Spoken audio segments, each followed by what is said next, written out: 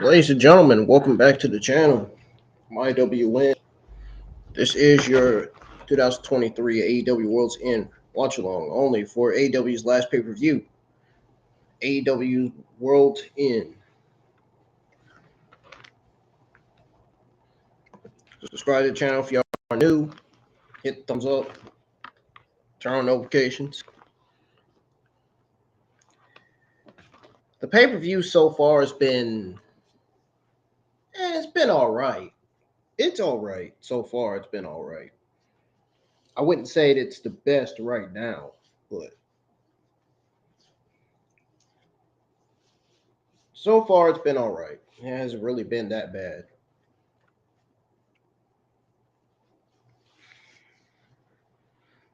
Anyways, not going to waste anybody's time. We're going to go ahead and tune right in to this match between Miro and Andrade. This is going to be a very interesting match.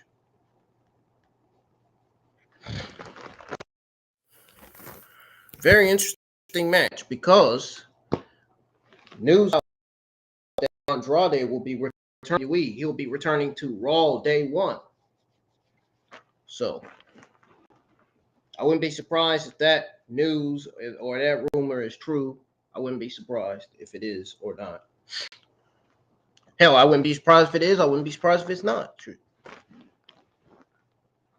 And there's allegations going around about Chris Jericho. And there are a lot of people supporting Kaylee Ray right now. I don't know what's going on with that. I saw that floating around. Just thought I'd throw that out there. I'm going to go ahead and tune into this AEW World's End 2023 pay-per-view. I bought this pay-per-view not only for myself, but for you guys to listen to. So here we go. Miro and Andrade are in the ring. I'm going to go ahead and unmute the stream here. I bought the pay-per-view on BlanchReport.com, so let's tune into this match. Let's see what commentary is saying. Here we go. I'm going to waste anybody's time. Hope everybody's enjoying their Saturday night, too.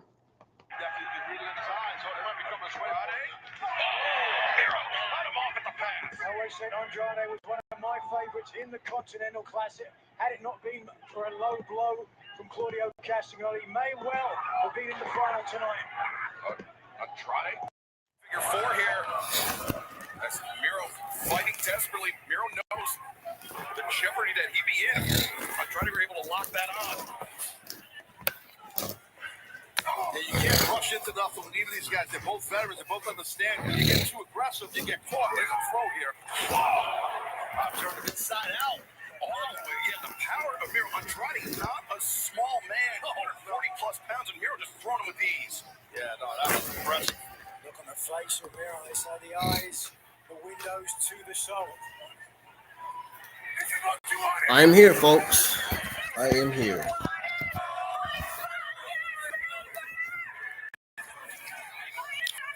I don't know why they threw I don't know why. First of all, I don't understand why they would Not advocating for marriage then, Taz. put this match on the card. Hey, I love my wife. I mean, She's very nice lady. in my eyes, they're technically not even feuding. I mean, if you think they're feuding, then that's on you. That's your opinion. But Nothing but anger and fury. I don't even think this was a feud at all, Right in to be CJ Perry's honest. direction with this, with her client, figuratively and literally against the ropes. Look, she's yelling at Andrade. She's going off. To my earlier point, Taz, is she speaking with her head or her heart now? You might have a good point. Yeah, it's safe to say Andrade definitely needs to go back to WWE because AEW did a terrible job with Andrade. I'm not even going to lie. I mean, Andrade. They did a terrible job with how they are using him on TV. Classic. But Miro, a bit of mistiming there by Miro and Andrade finding his. Yeah, they did a very bad job. Andrade countered that. He countered it midair. Then just about. Oh, he got caught. The power again of Miro. Again, like you said, Excalibur. Andrade is far from a small guy. He's a huge dude, man. And he's just getting manhandled. CJ Perry, obviously very upset with how this match is unfolding. Let's take a look at this. Miro just spikes Andrade. Yeah, you can just see it driving. Your head hits hard right there and just drives you. Miro right out in front of us. You gotta watch it. Oh, hit the thumbs up. Let's get at least 4 or 5 likes on the stream Brutish monster of for this watch along tonight. absolutely redoubtable.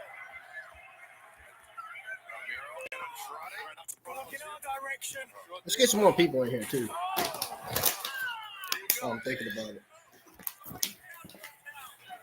While we're at it. Rough match here, but tell you what, that was a really nasty landing for Andrade. Yep, and it was also pretty effective too. Still down as Miro. Miro. Oh boy.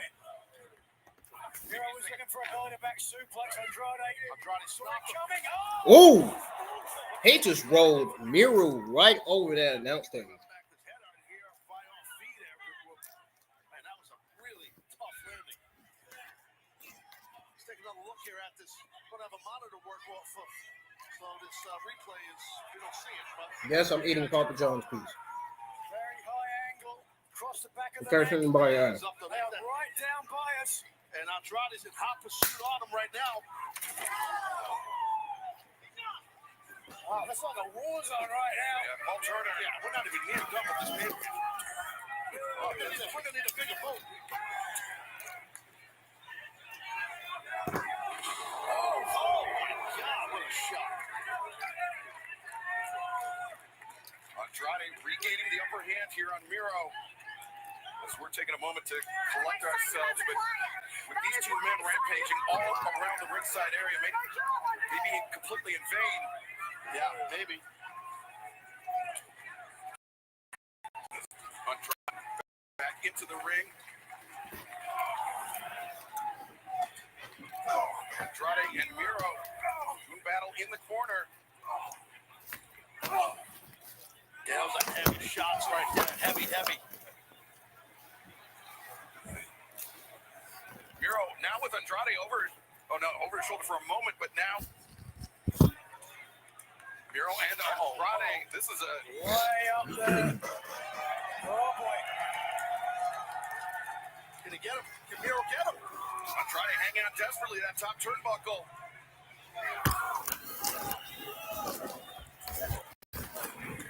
Precarious. Wow. You're bringing Andrade down hard. Both men down here. Referee Paul Turner. She's kind of stressed out. CJ is completely apoplectic.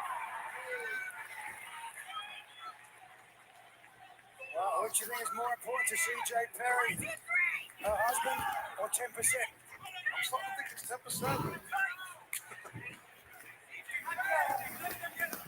Well, now it's becoming No question about it. attrition. Both Miro and Andrade exchanging unprotected shots to the jaw. All these guys, man, just bringing it. big, powerful guys. Oh. By the crack of a Dang. Second one. Miro feeling the sting. Andrade throwing big clubbing right hand. Those overhand shots will get it done. Golly. Andrade accelerates. Miro goes. Larry. Well, right in the nose, guys. Punched him straight in the nose. This one has been brutal from start to finish. You had to expect that when you get involved with somebody's wife. Hassan, where you at, man? Yelling at us. We didn't do anything. Maybe she was upset with the state of affairs.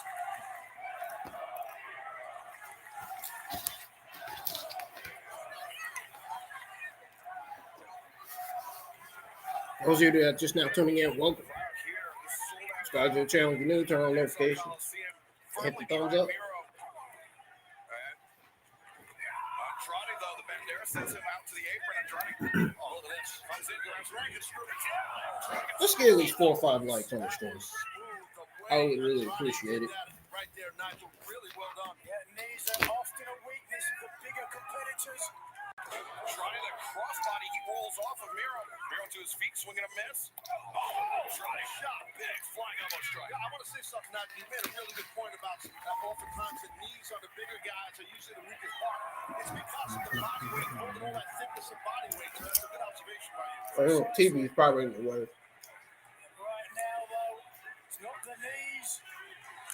Let me see. I can't see it. That chest, which is heaving right now. Andrade just sitting up. Miro knew it was coming. He was able to bail out. But Andrade springs over the top. And we've seen this out of him. That knee Wow. buckled, I guess he's good. That was really awesome by Andrade.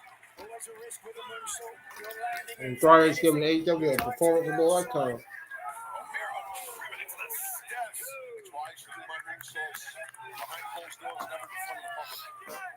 Smart move.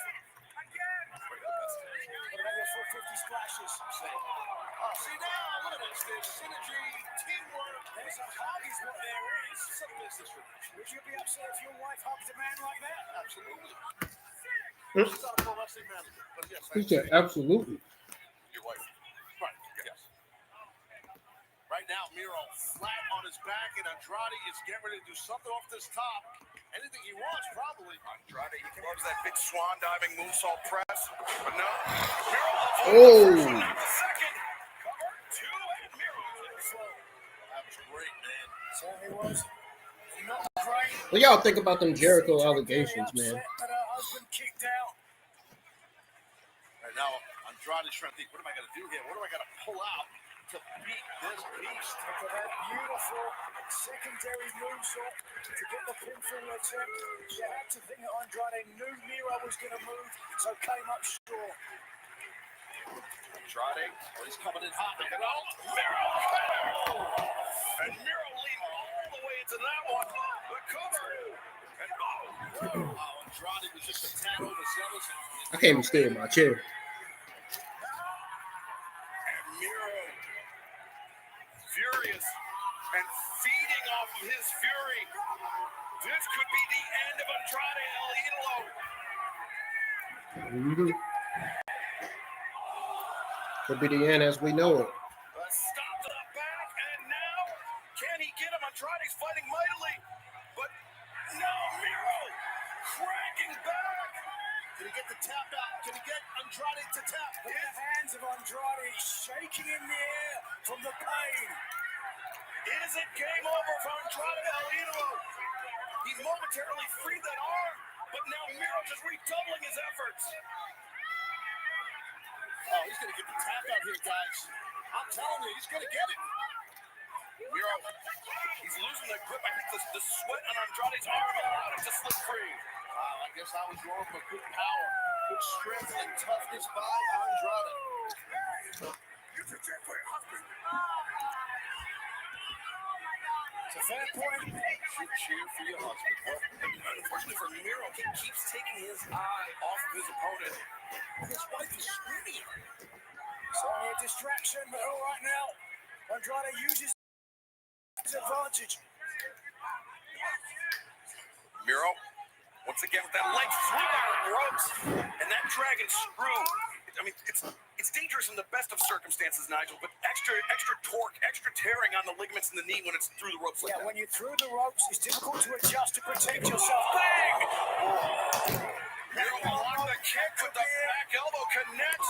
Miro down, but no! So close. And this sold-out crowd right here.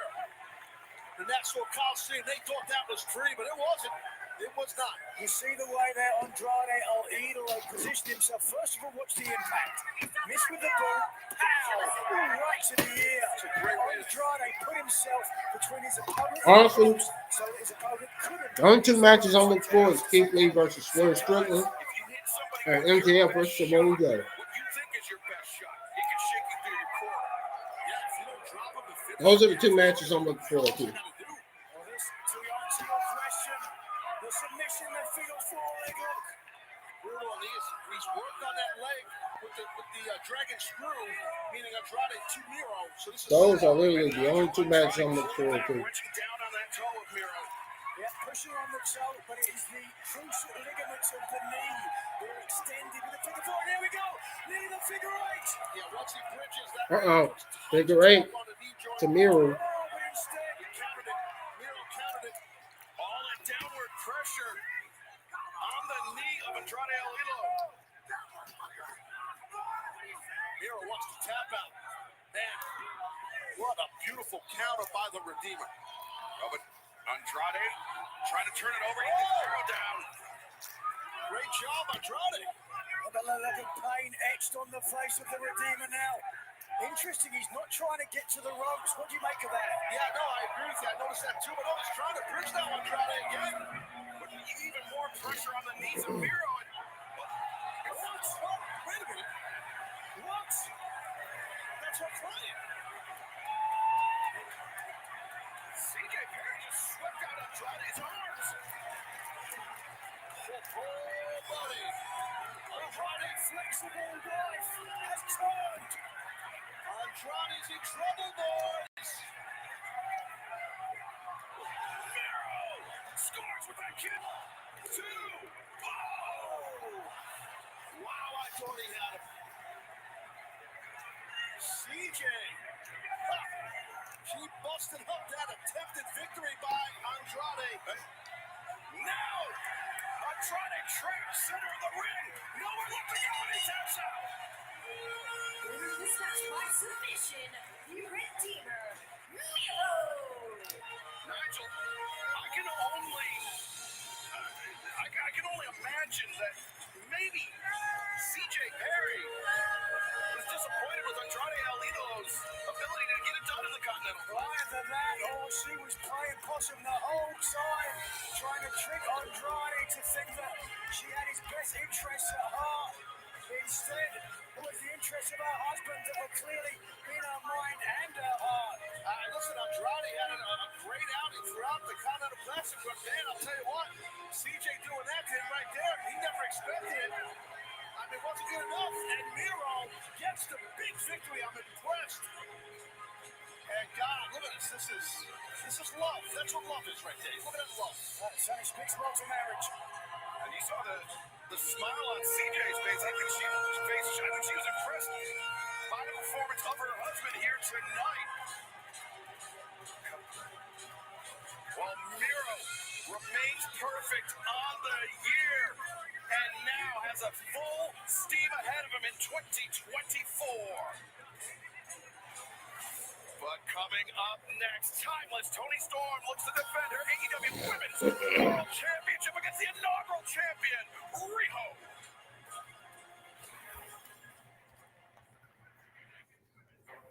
Is it better to be the first, or is it better to be the best? How about this? The first Women's World Champion. And the last time we saw Riho, Toni Storm, she's a part of the Outcast. They took out Riho, and now she's back. ペイントされたり本当に散々やられてきたのでそのリベンジの際です今回はベルトを取るためだけではなくて The first gets engraved in history. They set the bar, they break the ground, they become known as the beginning. Not bad. But the best takes what came before it and renders it moving. 今回もまたこのワールドエンドであなたを倒してチャンピオンになります。 This is my spot. You will not take it. You will not make it. Riho will get her shot at the final. Former Outcast, you get her shot at the AEW Women's World Championship. Watch out. Riho, darling. At World's End, better bring a coat. Because it gets a bit chilly in my shadow.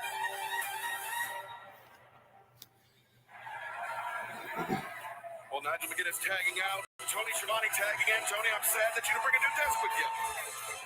I see that you guys kind of got the apple cart upset a little bit. Yeah. The following contest scheduled for one fall with a 60-minute time limit is for the AEW Women's World Championship. Introducing the challenger from Shinagawa, Japan, Riho. Taz, you saw there at the bottom of their screen. Throughout their lengthy careers, Tony Storm and Riho have met one-on-one one time. Riho got the victory in that match. As incredible as a competitor. Well, she won't get the victory in this match, unfortunately. She's going to be buried. Yeah, I think you're right about that, and that can happen. As good as she is, she doesn't even deserve to get buried in this match. Better than Emmy Software. Accompanied by Luther from Gold Coast, Australia. She is the AEW I'll give her Women's that. World Champion, Timeless Tony Storm. Excalibur and Taz, that is an entrance of a world champion right there. Yes, she is timeless. It's very simple. A beauty, a timeless beauty, and timeless. I wonder what timeline she's been traveling Human on. being. I can say Huh. That's very nice, nicely said. yeah, kind of. What kind of timelines have Tony Storm traveled? His butling duties. He's a great one. 1980s timeline? I don't know. Huh. She's like the modern day era now.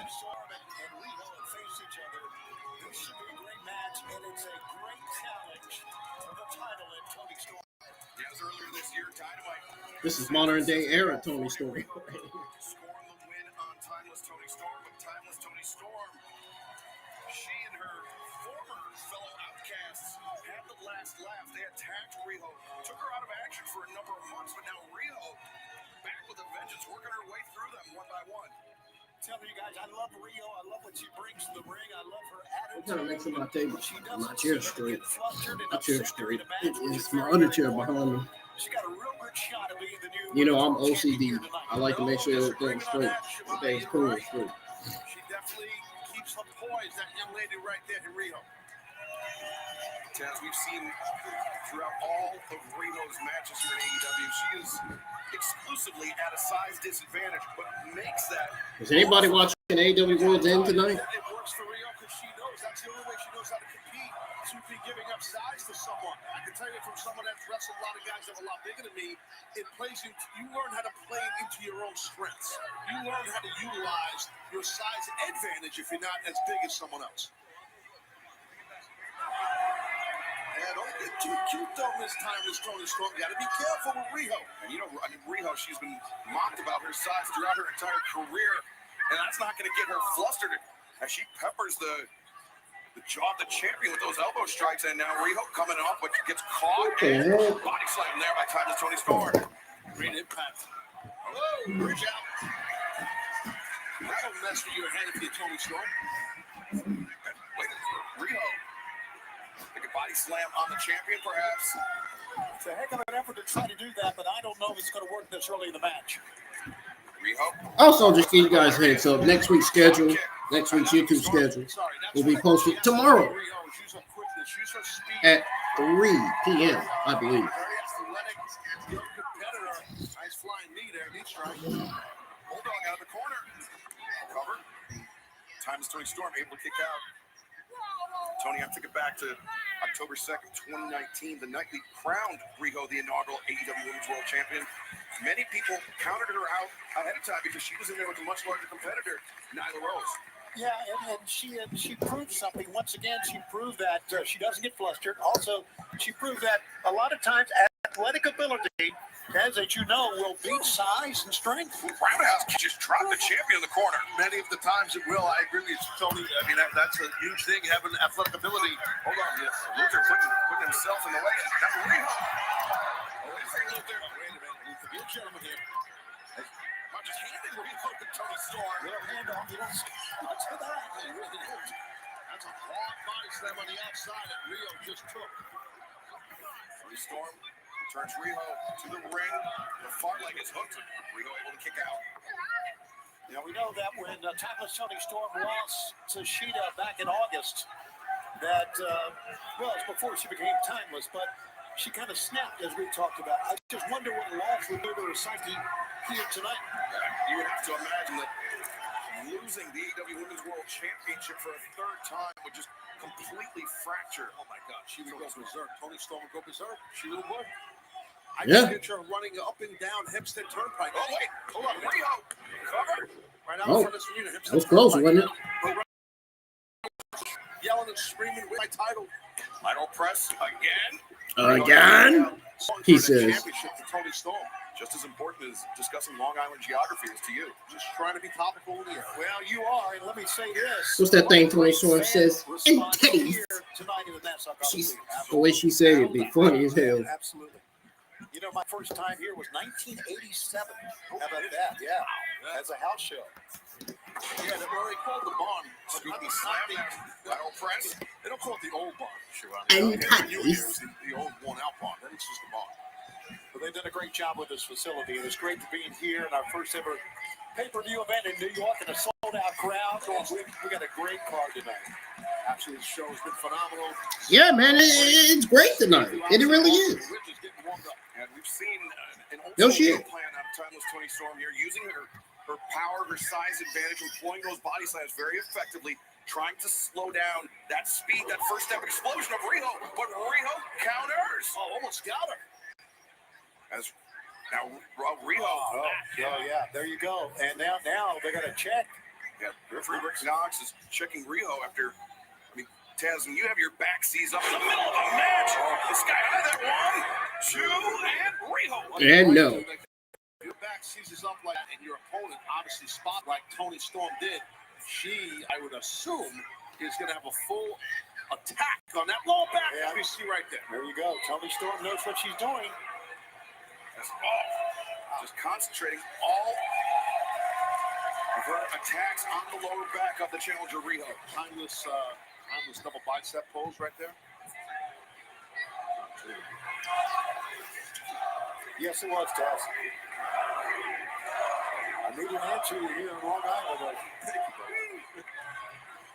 What is she doing to Flag of Riho? her boot, small the back of Riho. Looking to do anything she can. To take away Riho's mobility.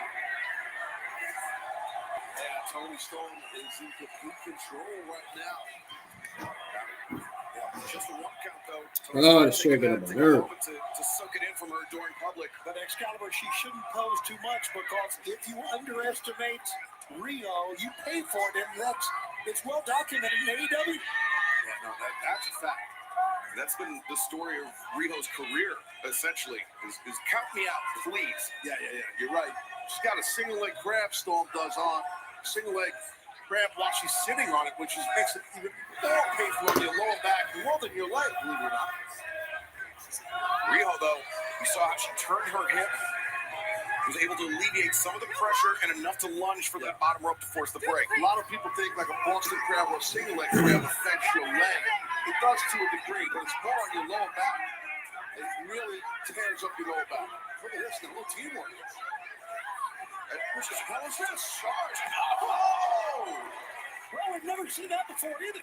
And technically speaking, Luther did not lay his hands on Riho.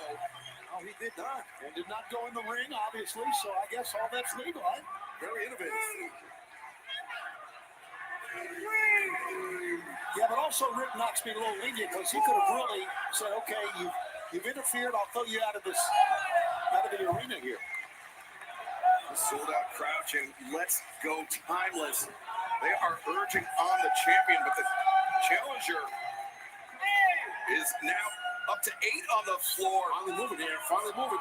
Yeah, Toni Storm was posing. She was waiting for her close-up, and Riho rolling in, beating the count, making this match continue. So upset because her close-up was destroyed by Riho coming back into the ring. Well, Riho has stolen her spotlight a couple of times. Of course she was. You know she was going to get upset over that. Texas Cloverleaf here. And there, Timeless Toni Storm stepping over Texas Cloverleaf once again, Taz, targeting the back, even though the knees are tied up. Yeah, all over the low back. Shades of the great D. Malenko right there with that Texas Cloverleaf. Well, Toni Storm, for all that she's gone through, all that she knows, and how she approaches her matches, boy, she's fundamentally sound, isn't she? She really is. I mean, that's great. This championship, Toni Storm is phenomenal. Yeah, she's free time. Oh, look at Luther. So Rick Knox has got to think about this whole thing. Need to get it. Yeah, he's got to get rid of him. He's lost 2 times. There you go. Gotta go. You got to go, Luther. Absolutely. Well, Luther got ejected from ringside. Timeless Toni Storm.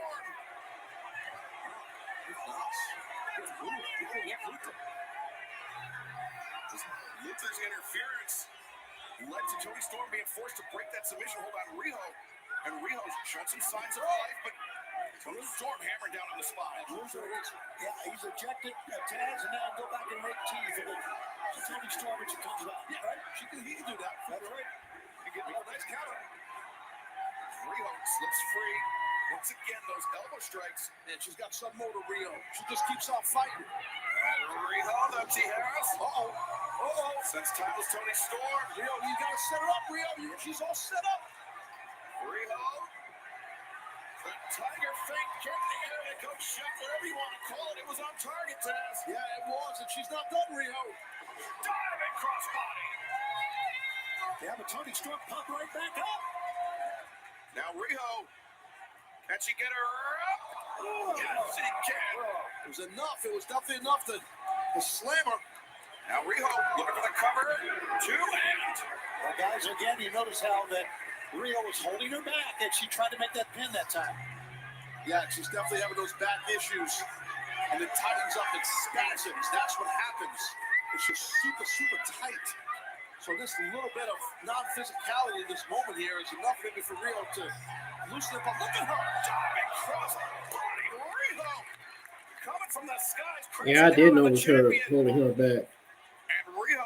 Yeah, and I don't think that was a good idea to pick up Toni Storm like that. Toni Storm trying to take herself out of harm's way. And Riho changed her direction. Oh, Riho comes down the stops. Yeah, you're right, Taz. Great job by Riho to change directions on that. Yeah, she saw it from the top, right? And she twisted her hips and her feet, Right? and stopped on her. Riho.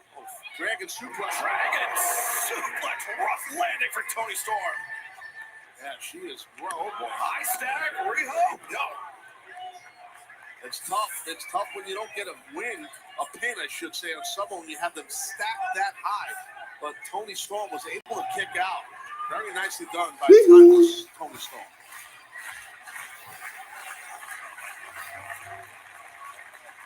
Riho coming in. Toni Storm. Yeah, this pay-per-view has been all right. Toni Storm. That hip attack. Nobody home. Riho. Roll Storm through. No. Yeah, that's it. Riho's done. 2. No. Riho still in this one. Yeah, just shot both of her arms straight up. Toni is shocked, as you can see, but she shouldn't be because, again, Riho just has heart and determination. She definitely does. And pound for pound, I think Riho's quite possibly the pure toughest athlete on our female roster, Excalibur. Yeah, Riho's tenacity seems to be vexing Timeless Toni Storm. Oh, look at Riho's eyes there, though. She may be on her last legs in this match, Dan. Yeah, she might be ghosted for sure. Yeah, wasn't much movement out of her. Oh, look at this. I say that. Riho rolls her out. Oh, wow, wouldn't it be fitting for us to bring it all the way? Watch out. The cover. 2 and. Oh, Toni Storm forced to use the ropes. I think it'd be fitting to run all the way back to the beginning, where Riho would become the world champion once again, where it all started as her as AEW Women's World Champion. And it could happen at any moment here. Oh! Now, Tough landing. Man, I think she hit the back of her head hard first. I think you're right. Tony Storm. Oh, my God. With Rio over the back into a DDT. Tony Storm retains. Now this match is still the AEW Women's World Champion, Silas Tony Storm. I'll tell you what, Rio put up one hell of a battle in a fight. So tough is Rio, but timeless Tony Storm able to retain her title. No question, she pushed her, and here is Mariah May. Mariah May out with maybe perhaps a bucket of champagne to celebrate with her idol, AEW Women's World Champion, timeless Tony Storm. I see the bucket, I don't see the champagne. Oh, no. Pedals, rose pedals. How about that? Can you tell it's a black and white tape? Look at daisies. I'm looking at the rainbows. Mariah May will make her in-ring debut this Wednesday on Dynamite. Clear to Russell, as we mentioned, now celebrating with timeless Tony Storm. I love rose petals. You seem like that type of guy to love rose petals. I'll be interested to see how Mariah May will do coming up Wednesday in her first match. But congratulations to our Women's World Champion. Timeless Tony Storm, the victory here tonight ensures that she will enter the new year as the AEW Women's World Champion. Who is hotter right now than timeless Tony Storm in the AEW Women's Division?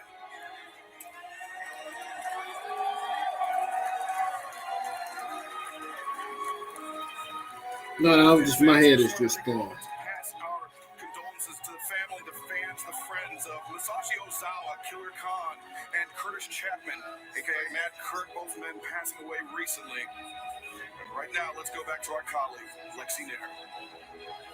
I'm here with Dante Martin. It has been 1 month since you made your return back from injury, and since then, you've been in some trios action. How are we holding up? You know, I've been doing good. But good's not good enough. I need to be doing great. Because like you said, I got injured. And getting injured set me back on my path to being a champion here in AEW. Now, last night, I got the pin on Rampage. But what really was on my mind is I almost got the pin against the champion here. Okay. All right. I know what you're Whoa. I know what you're going to say. You have my respect. But win, lose, or draw, I'm going to shake your hand at the end of this, but I'm going to need that title. All right. Well, try to take it this Wednesday on Dynamite. Well, it looks like it's official. We have an international championship title match this Wednesday on Dynamite. Wow, Orange Cassidy being very giving with those shots as the AEW International Championship. He went back down. Uh-oh. Be careful with Dante, though. Dante Martin, no joke. Yeah, we're working. Pull up the guns. Pull the trigger. I'm just joking.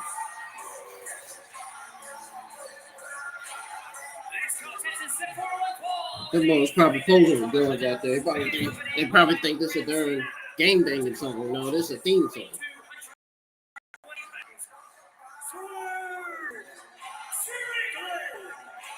Roberts tagging in for Dasha, and this is Swerve Strickland. Not the match that he was expecting, not the match that he wanted tonight. Keith Lee not medically cleared to compete earlier today, so Dustin Rhodes, Keith Lee's tag team partner, stepping in. I mean, short notice for both Swerve and Dustin tonight, Tad. Oh, absolutely. And the thing is, you know, if you're Swerve, you've met me. You got to be careful because of Dustin Rhodes, such an accomplished veteran pro. Keith Lee's probably going to lose because Swerve Strickland's probably going to get Brian Cage and all them coming out to help him win. Best be careful. That's probably Swerve Strickland's plan, too. But Tony, a look of sheer confidence on the face of Swerve Strickland. It's kind of always that way. Excalibur, he believes in himself, and why not? He has been really, really red hot in AEW as of late. Now, as far as Keith Lee is concerned, final battle, he took his nicks. As you know, he was banged up there. He tried to come back. Well, he tried earlier today, but the doctor said, no, you're not cleared yet. You're not ready to go.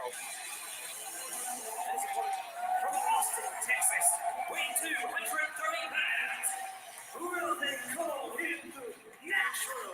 Wait a second. Last time these two men met, Keith Lee is not clear to compete? but he got caught red-handed. What? Winning Why? DQ. But Dustin Rhodes, he doesn't want a disqualification. Dang, I wanted to see another Keith Lee versus Swerve Strickland match too. God, that's fucked up. I got betrayed like a motherfucker. We done got lied to like a motherfucker. There's nothing you can do to him. Damn. And he's not only survived, but he's thrived in it. Oh, but Swerve getting that jump on Dustin. Took his eye off Swerve for a moment. When you try to climb in the ring, as Guevara, as you both know from climbing in the ring, when you take your eyes off of your opponent, that's when you're in most danger. Yeah, it is. It just takes a second. And Swerve was smart as Dustin was stepping forward. That is the optimal time. Oh! He attacked. But you have to imagine, Taz, too, that Swerve, he has so much pent-up rage toward Keith Lee. It's all coming uncorked here on Dustin Rhodes. Yeah, I think so. Oh! I also think that right now he knows. Strickland knows he was not the winner in the Continental Classic. Did amazing. And right now he wants a victim. Either one's going to be Keith Lee or Dustin Rhodes. Now it's Dustin. Is that a cinder block? It is a cinder block. And remember how Swerve, he used that cinder block to crush the chest of Keith Lee. But It's dangerous. Chris Nana holding that ankle open. I don't think they're trying to win a match here, guys. I think they're trying to injure Dustin. He's just getting. This could end Dustin's career. Of course it could. Oh, Lord. And it broke it. I don't know. I may be wrong. I don't think Dustin can continue. And our medical staff rushing into action right now. Might have broke his ankle. I believe so. You see the remnants of that cinder block. Look at it. It's just, Oh, man. I mean, the bell didn't ring. This match hasn't officially started, and I don't even think we're getting a match here tonight. I agree. They're going to have to. Well, the doctor right there, Doc Sampson's checking him out, checking Dustin out. I mean, do you think this was an attempt to exclusively injure Dustin Rhodes, or perhaps was this an attempt to lure out Keith Lee? I think it's a little bit of both, to be honest with you. Dustin, yeah, they're going to have to help him off here. Yeah, he can't. Dang. It looks like he cannot put weight on it. No. We got a great medical staff, as you know, led by Doc Sampson. And they are, all right. Well, again, the bell has not sounded. The match hasn't started. Well, he can't put any weight on the leg. Both men were not ready. I mean, at the same, to ring the bell to start the match. Look at What a waste of Swerve time. just standing stoic, center of the ring. I don't know, Dustin. But Dustin, now this is Not a good idea, Dustin. Well, Dustin, as you said, has seen it all, has done it all. He's had many, many injuries. I mean, you know Dustin forever, Shivani, so you know that's how he is. He's a battle-tested, grizzled vet, man. This is ill-advised by Dustin Rhodes, to say the very least. A lot of pride. A lot of pride, and you see that Swerve just kind of goading him on. Stephon Smith is the referee, by the way, in this match, so it's his discretion here. Dustin is not gonna back down. Doc is talking to Stephon Smith. He said he wants to go. Of course he wants to go. I mean, Dustin, his leg could be eaten by a shark and he'd still want to go. Look at these guys who Swerve to. This pay-per-view is taking way too long. He's in a spot right now. He's in a zone right now.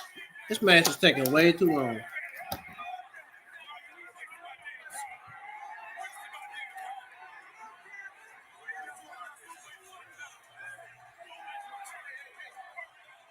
I'm trying to hear if Dustin is saying, like, if he... Yeah, well, it's all he can do to put himself up here. He said, ring the bell. As soon as the bell rings, Swerve coming in hot with the kick. You can't blame Strickland. I mean, you can't. Dustin came in the ring, the bell rang, he's doing his thing.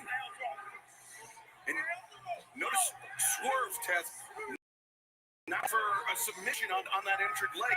He's out to inflict even more punishment on the natural. Yeah, no, I think you're right. Yeah, this is a statement match for Swerve, and I know that's what he believes. This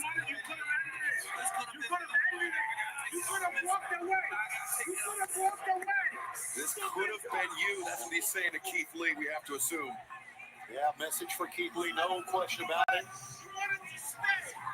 Man, there he goes on the ankle.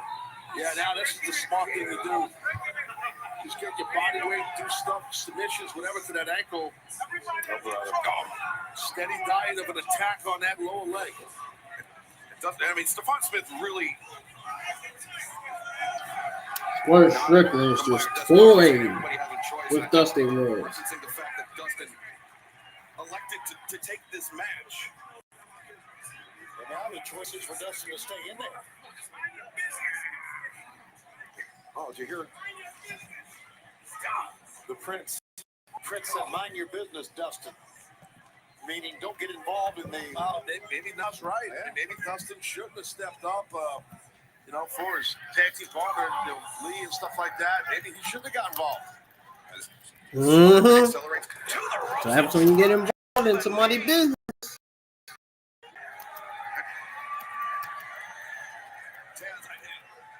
I hate to speculate, but I mean, we could be seeing the end of a 35-year career before our eyes. It happened because we don't know what's going on under that boot, right? It could be his Achilles tendon, right? It could be his complete ankle bone just shattered. We don't know.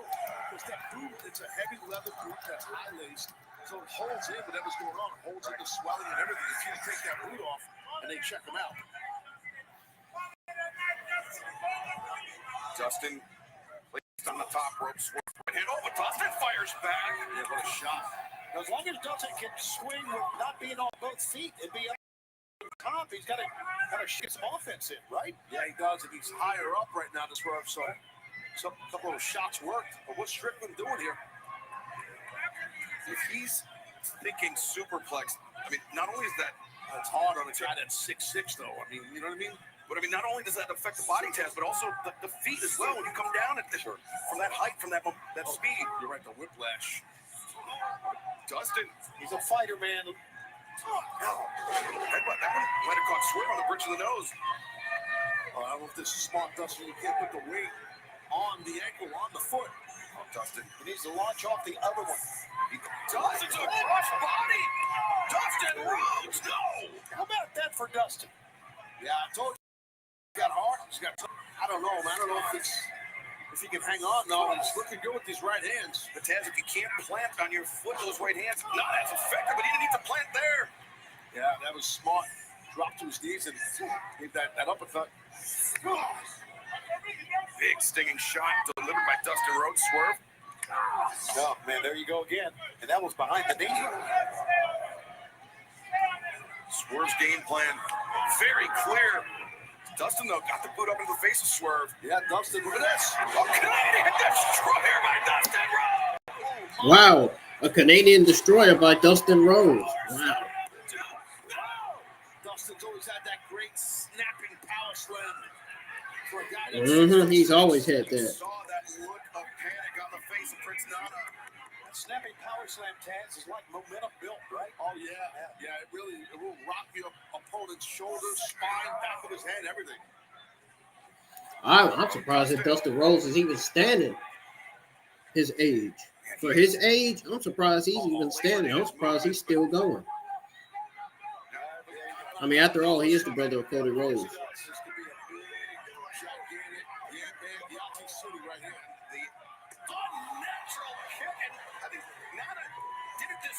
To his climb by having Stephon Smith's attention diverted. I was sure that Nana got popped, Shimani. Yeah, I agree that he did a disservice. But look at this now. On the pile driver. Oh, could win it. Dustin. What's he thinking? Oh, Swerve got spiked on the top of his head.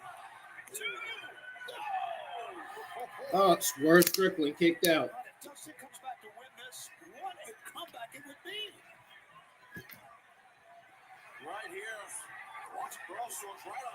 head, dude. The crown of the head of Swerve Strickland. Driven in by that crossroads. And Dustin very nearly took it there, but slow to capitalize, Taz, but understandably so. Yeah, absolutely. Again, the leg, we've been telling that story. He's in so much pain. Being Dustin because of the arsenal, the attack by Swerve. But right now, Dustin's looking good here. Is Dustin thinking figure four, perhaps? No. Did you see how Swerve just driving that heel and Dustin crumbled? Yeah, that's what it did. Watch out! Rolls through into the flatliner. Swerve. Swerve's got so many great offensive moves, so many things he can call upon. I just think it's sensational, guys. I really do. I think he's awesome. Yeah. Now, again, single leg. This is a single leg grab right here. And again, this is putting a lot of talk on the lower back, the glutes, and the knee joint. Swerve. I mean, he's so dangerous, so versatile, but also he's so vicious as well. He's going stretch ruffle here. Look at this. Dustin Rhodes. Oh, no, the kicks to the stomps to the top of the head or side of the head. Dustin Rhodes on the verge of tapping, and he's all over that leg. Yeah, that's where the pain is. The stomps on the head are just a little icing on the cake for Swerve. And then look at these gut shots. Dustin, yeah, midsection completely exposed as he's lunging, attempting to reach for the ropes. He does. Well, that was good toughness, good match sense by Dustin Rhodes. Swerve's hurting a little bit here, too. Now, he's got that KT tape on that one shoulder, but he's holding his left shoulder here, or his right shoulder here a little bit. I think he's a little surprised, Swerve, that Dustin was able to redeem himself, come back from the attack on the lower leg, and I mean, bounce Swerve around a little bit. Tony, remember that Swerve has been carrying that injury to that shoulder since full gear, since last month, all throughout the Continental Classic. He has not had an opportunity to recuperate whatsoever. And he made it all the way to the finals of the Golden League. That shows you exactly what he's made of as an athlete. Well, all these guys, they're phenomenal athletes. They really are. But some, they just... Dustin Rhodes. Suck the taste out of his mouth. Will not back down. He will not stop, but Swerve returns fire. It's getting hot. I didn't say any better myself. Oh, but Swerve changes levels. Drops Dustin to a knee.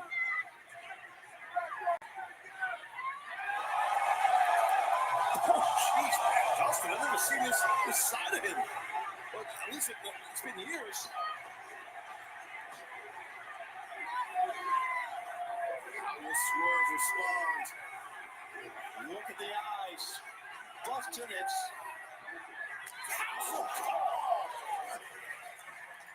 Dustin, he doubled down, didn't he? He sure did. Man. And now Swerve with that smile of his. And a second. Wow. That might be it, but Dustin's got a ton of intestinal fortitude and heart and pride. Those house-call kicks have to be so difficult to apply correctly. You're running at the man, you kind of kick behind. At this point, after what we've seen, Stephon Smith may have to consider stopping this match. I mean, this. Oh, wait a minute. Gonna go for that arm. Yeah, he sure is. Do this. This is nasty. Oh no! You can hear it here. Yeah, you can hear it. You're right where we are. And at this point, the Swerve stomp. I mean, Dustin just still setting up. Oh, God! No! Oh, Swerve! 2, 3.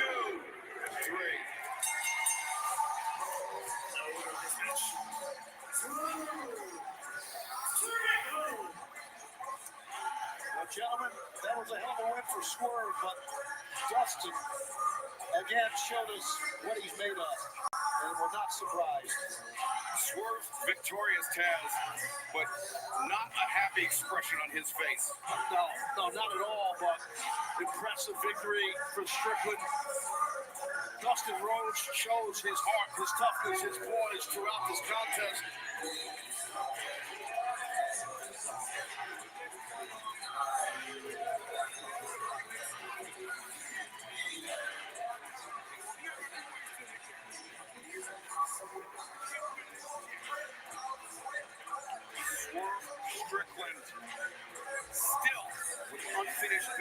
for Keith Lee. I mean, the medical staff right back to attending to Dustin Rhodes. A gutsy performance tonight by Dustin Rhodes. With, Oh, yeah, no doubt about that. But this guy right here, with that motion, he's kind of saying, I'm not time wasted anymore. Don't ever dismiss the rally or some shit like that. This is where we are from here. I mean, Swerve, That's a mission statement. I love it. Respect it. will 2024 be the year of Swerve Strickland? But coming up next, our second in a pair of massive 8-person tag team matches. Let's take a look at how we Oh, AEW, these 8-man tag team matches, I tell you.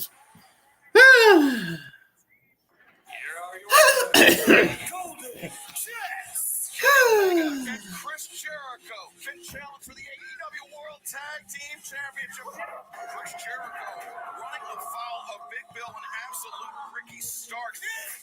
I'm about to damn fall asleep. I'm about to fall asleep on this pay-per-view. Kenny Omega is out of AEW indefinitely. The fans are going to be booing the shit out of Jericho because of the allegations that's going around about him. And I've been hearing that Kaylee Ray's departure from AEW is the reason why the Chris Jericho allegations are spreading around so much. That's why Jericho is in deep heat right now.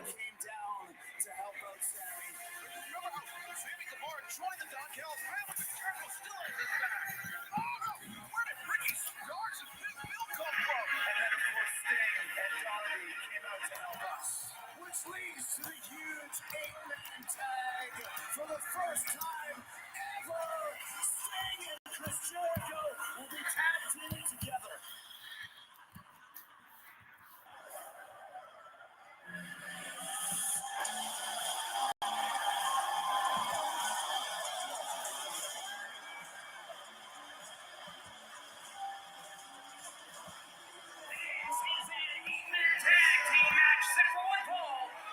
Some fans are booing, some fans are cheering. We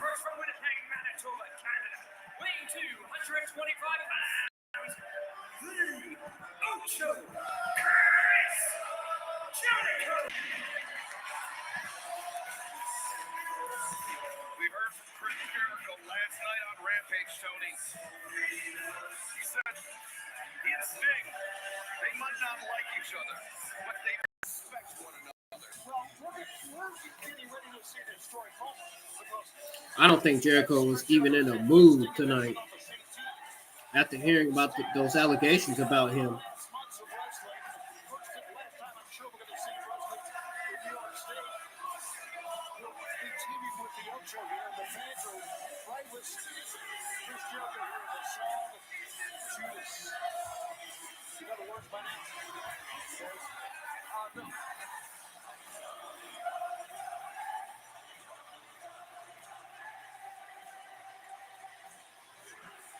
I wonder what the geeks on Twitter are saying. I really wonder.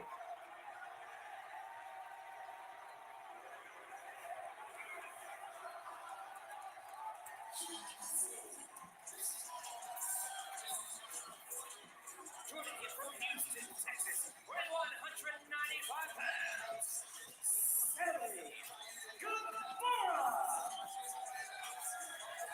With the reconciliation of Sammy Guevara and Chris Jericho, one of the most surprising things that happened this past Wednesday night at Dynamite. And, you know, it's said, and both of you, Tony and Taz, I mean, you've experienced this, but they say fatherhood can give you a new perspective. It changes your life. It does. It really does. It changes how you look at things. Yeah, don't fix it. I treat people, I treat them.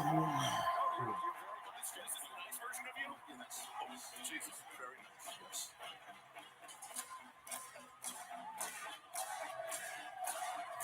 Next, from Seattle, Washington, 175 pounds, Darby Allin.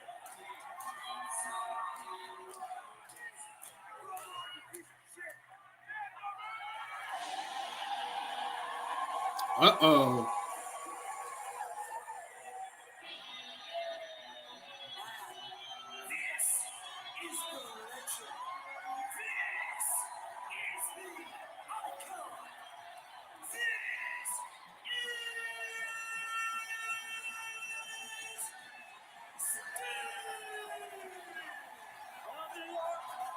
Look upon it. It's the last time you'll see him wrestle on this stage. Ladies and gentlemen, it's Sting! How are you? Good looking. Nice back. Oh, man, I just warm up my voice all day for that. Sting has had many battles right here in the Nassau Coliseum. So it's awesome here to see him compete in this 8-man tag team matchup. It was announced a few months ago that Sting will be calling it a career on Sunday, March 3rd, the Greensboro Coliseum, another home of so many iconic moments in Sting's career, and it will be the home of Sting's final match ever. Coming up at Revolution. Well, we're opening seats in the Greensboro Coliseum each and every week to fit more people in. Well, we're sold out here tonight.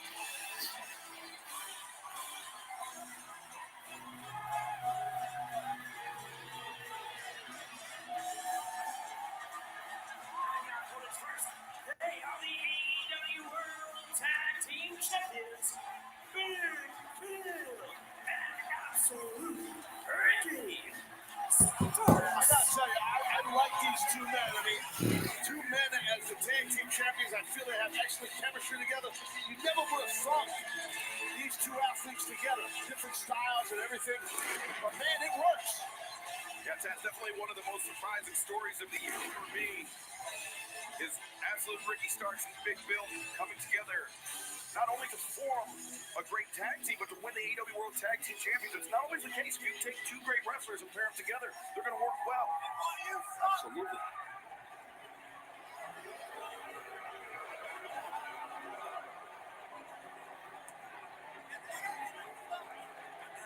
Being accompanied by Don Callis, the team of Powerhouse and Kenosuke Kingston. Now, Taz, before we turn our attention fully to this match, I mean, I know that you keep in touch with a former Team Taz member. Yes. Can you offer any insight into Powerhouse Hobbs and Absolute Ricky Stark's ability to work together tonight, given their history? Well, that's a great question, because there's definitely history. Obviously, in Team Taz, everything was cool, back in the day. But then, we saw Hobbs do what he did many months ago to Starks. For sure. Starks coming over here. You got Stooge on the top of the head. Team Taz. Yeah, I started it. You suck. How's that sound? I was starting to talk to Don Callis. I'm sorry that he was telling me. No, of course not. And that's one of the differences. When Hobbs was with you, you mold him to a great athlete. Don Callis is just using Hobbs. That's all he does. Don Callis, he uses people. He's been like that for many years. He is. He's not a good guy. No, he's terrible. He said he's not a good guy. I guess we're to assume that Starks and Hobbs I'm weak as hell. because they just hate Chris Jericho that much more. Let's see if they can. I'm sure they will. But right now, it's about Sammy and Takeshita here. And look at Sammy's trying to talk sense. He's not a good guy, he says. Well, Sammy was with the Don Callis family, for those that are not aware, but I'm sure you are, and that's no more, as we found out this past week. The Alpha, Kenosuke Takeshita catching the chop, delivering that headbutt, dropping Sammy here in the early goings. I'm sorry, I don't think we talk enough about the year that Takeshita's had under Don Callis. We certainly cannot elaborate enough with Sammy here for an early win. Takeshita, he's done something that in the history of AEW is it's just unheard of, defeating Kenny Omega twice in the span of 1 week. Insane. That's so impressive. And he's made a few trips back to Japan. He's been a dominant wrestler on 2 continents here, in Asia and here in North America. Jericho and Sammy taking a moment to pose. Jericho's leading man. He tagged himself, he was tagged, I should say. And remember, too, Jericho, he followed Takeshi to Japan. He challenged Takeshi in his former home promotion of DDT Wrestling. As Jericho backing Takeshi up to the corner, and now swinging a miss again by Jericho. Takeshi line. Good job by Takeshita. Shows good athleticism. And now tagging in Ricky Starks right here, one half of the tag team champions. And remember, this match originally was going to be Kenny Omega and Chris Jericho, the Golden Jets, versus Ricky Starks, Big Bill for that AEW World Tag Team Championship. Well, let's hold on. Hobbs. I believe he just tagged himself in. Yes, Starks. Starks doesn't seem too happy. Hobbs gentled Chris Jericho. Destroyed him. Chris submitted to him. And I think he's going to get again, possibly here. Will Hobbs will. Look at Powerhouse looking good. He's hopping on the balls of his feet. So dangerous, so powerful. There's a really, I'm sorry, Scalper, he destroyed most anybody at AEW. Yeah, no, there's no doubt about it. Yeah. Thinking back to those Team Taz days, Hobbs and Starks, I mean, they've crossed paths with Sting and Darby Allin. Yeah, all of the group of Team Taz did, sure. Big Bill. Yeah, this is a big, bad man right here. He's from Queens, New York, which is only 30 minutes from here, maybe 25 minutes. Oh, terrible landing hard there. Awkward landing for Chris Jericho's Big Bill. I mean, what strength by Bill is high boot, avoided Jericho. Oh, Jericho, the eye poke. That was smart. Yeah, relax what you got to do with a big man, right? He's 7-footer and change. Big Bill. Bill telegraphed it, though. Tag made. Darby was waiting right for the tag. Jericho saw it with the back of his head as Takeshita tags himself in. Man. Well, Takeshita rolled through Darby off the bottom rope. That'll press. You know, this is a match. This is a matchup right now between Darby Allin and Konosuke Takeshita. Potentially something, you know, that we could be seeing for a number of years down the line. You ain't lying. Rolling German suplex, Darby able to counter out of it. It was a great counter by Darby for sure. He's super quick, Darby Allin. That's pretty well documented. And now Darby. One, two. Ooh, Takeshita. Yeah, that was a Canadian destroyer by Darby Allin. You know, that was beautifully done by Darby. It's Darby. Oh, take a coffin drop here. He just wants to end it. Yeah, coffin drop. Abadon. Yeah, coffin drop on his ass. Please. Oh, happy New Year. Callous Christian Cage. These people are Oh, lies. man. You know, we got him in this business. I got him, but they are through the worst. Takeshita. It Darby was up. fucked up. Oh, come That's on. amazing. Avalanche. Helicopter. Blue Thunder Bomb. That's amazing. And you could give it. I don't know about that one. Called by you, but one word will cover it. Effective. Look at this, man. What the hell? A blue thunderbomb from the top rope? We've seen Sami Zayn do it a couple of times before, though. This match, but Hobbs, he's peppering Darby. Got to get out of that corner, man.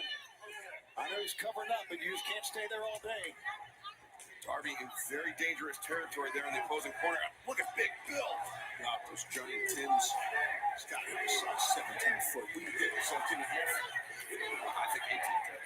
Bob Lanier size. If you remember Bob Lanier, of course, great. Didn't he have a size 20 or something like that? Yeah, he did. Ooh, body shot. And this is a big problem for Darby. Yeah, he can't breathe, he can't fight, and they've been, I would say, Darby's opposition focusing on the body. Like getting hit by a semi, man. Now, He said it's like getting hit by a semi, man. Ricky Stark's not done much here. Have they avoided him, or is he just? I don't know. I mean, it seems like it's effective right now between Big Bill and Hobbs. Yeah, it is. You're right. He's just sitting there chilling. Why break a sweat if you don't have to? Well, we haven't seen Sting in Wait, this is. They don't throw him out of the ring. What is going on? What the? The last time we saw Hobbs do something like that, he threw Darby through a pane of glass. Yes, we did. It's like throwing a body bag. It's actually like throwing the contents of a body bag. Brother. Stalks is in now. Here we go. Yeah, that didn't look too good. By the way, that did not look too good. By the way, Here we go. Get Sting in here. Darby was reaching, but Starks tried to put his body in the way. Jawbreaker. That might be the opening that Darby needs to get Sting or Jericho in it. Hobbs, just a swift stop to the back, stopping Darby in his tracks. Oh. Yeah, I saw it. But, the fight of betrayal, the Powerhouse Hobbs performed after Ricky Starks. I mean, something very tough to overcome. If I remember correctly, it was right after Starks lost the FCW title, I believe. Yes, it was. Like immediately after that. So, listen, it's during the Team Taz years, I mean, it was a lot of competitiveness amongst that group. And that's how I wanted it, and it worked. Oh, Darby lunging for the tag. He's just inches away from Sting, but to catch him in midair. Oh, nice. Darby over the top. Oh, wow. oh, there you go. Sting's in now. And Sting just throwing haymakers all over the ring. Showing Starks how that scratch is done.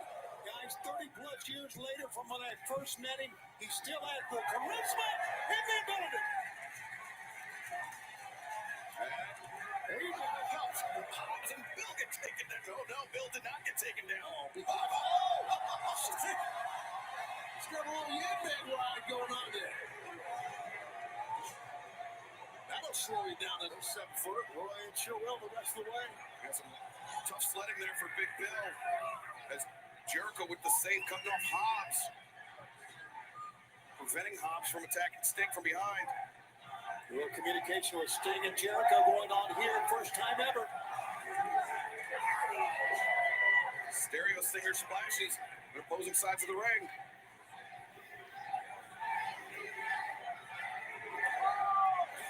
There you go. Bill, though, just taking down the icon. After riding that top rope, Bill's back in it. What are the fans even saying in the crowd? I don't even know I can't understand a word the fans are saying in the crowd. I just can't. Yeah, I would think he got. I can't understand what they're saying. It goes back to what you were talking about when they first walked in the ring. He and Ricky Starks, Big Bill and Ricky Starks, hell of a tag team.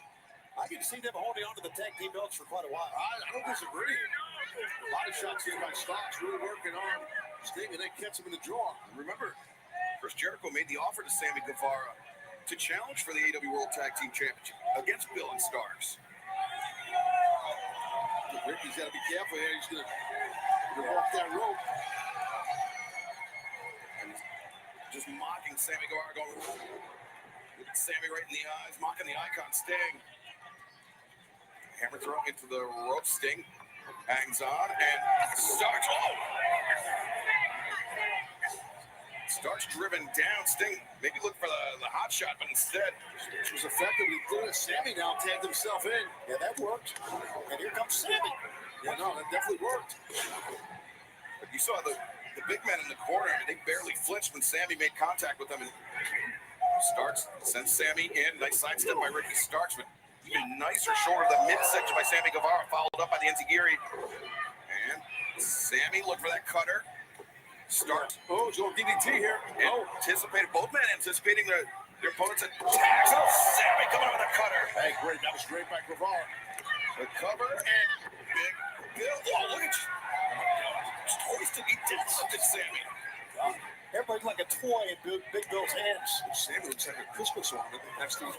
I mean, jacked him up in the air. Give Sammy a lot of credit. First time back in the ring since his concussion, and he is not slowing down at all. Well, he slowed down there. Yeah, he definitely did that one. Jericho codebreaker. With Big Bill just shrugging it off. Knowing it had no damn effect. Jericho up and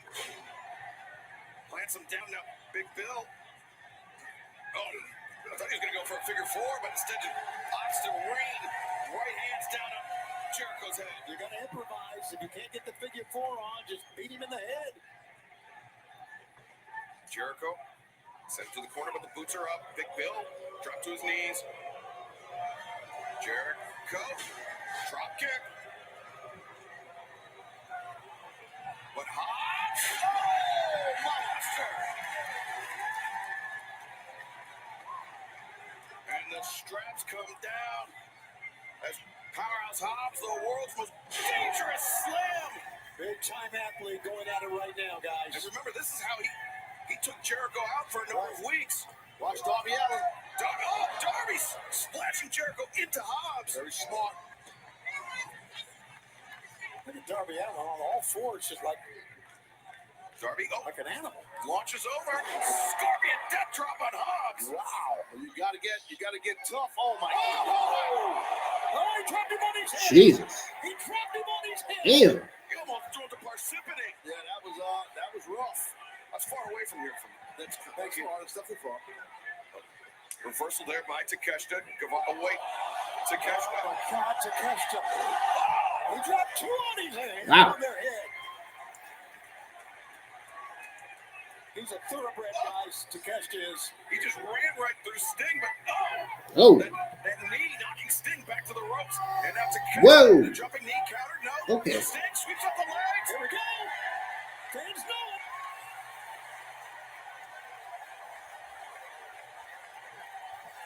The Scorpion deathlock cinched in center of the ring. Takeshita. Uh-oh, Scorpius. Whoa. What the? What is Don Callis doing in the ring with a damn bat?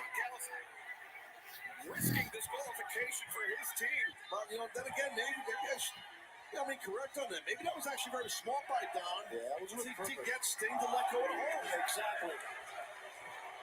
Well, clearly Don Callis petrified of the icon Sting as Chris Jericho has Hobbs down. Sting, a big right hand, lays Takeshita out. And now Sting steps through the Scorpion deathlock. Takeshita with nowhere to go. Both these men are in grave danger. But Starks, he popped Jericho with the cross kick. Damn. He ate a shot, Starks did. He was going to go for the Scorpion death drop and Big Bill with the boot. Holy smokes. Oh, Darby left that Bill. Bill just caught him single-handedly. Sends him to the corner, and Bill overcommitted. And Darby, the drop kick, sends Bill to the floor. Here he goes. And Darby! The human battering ram, it works every time. Because he throws the entire body out. Right, he completely sells out on it. Just goes 100 miles an hour, and now Guevara. This guy's a daredevil. Nice! Spear! Got him. Sammy kicking out. Great job by Starks on that. Didn't get the win, but man, that was impressive. Yeah, well, it's great sense of timing here. There's again. He said, not happening. Direction right there on that spear. Starks got him too, and no! Look at Guevara. These kickouts are really impressive.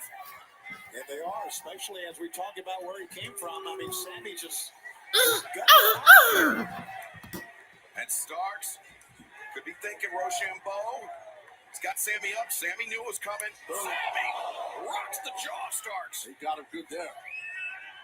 And now Sammy with Starks up on the shoulder. GTH! Ricky might be done here. Sammy Guevara to the top. He's not done yet.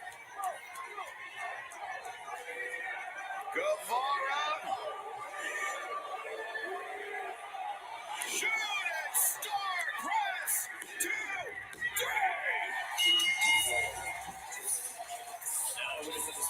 The team up, Sting, Darby Allin, Chris Jericho, and Sammy Guevara. Great win and a hell of a match. You can say that. Yeah, it was definitely a hell of a match. And all these men really put their best effort out there. It was a hell of a match, Taz, but I have to point out that Sammy Guevara just pinned one half the AEW World Tag Team Champion. Oh, I know, that's extremely impressive. Even though the titles were on the line, it wasn't a traditional tag team match. Ricky Starks is still one half of the tag team champions with Big Bill. And you make a good point, Excalibur. That was a big win for Sammy.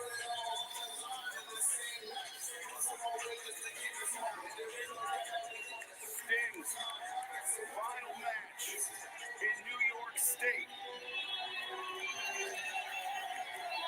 as his Hall of Fame career draws to a close next March. What a moment for this sold-out crowd here at the Nassau Coliseum.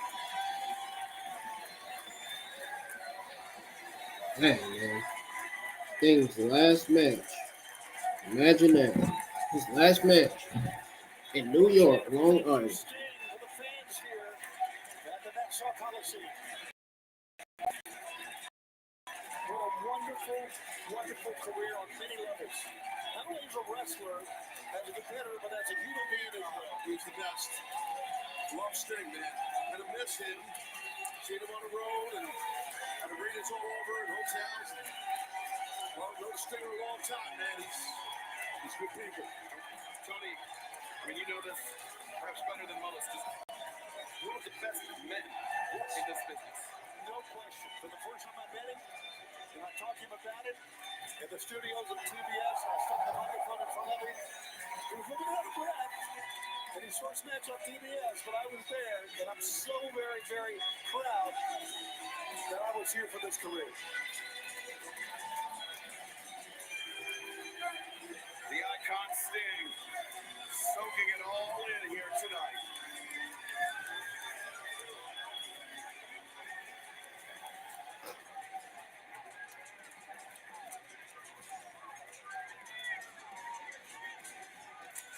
For a moment.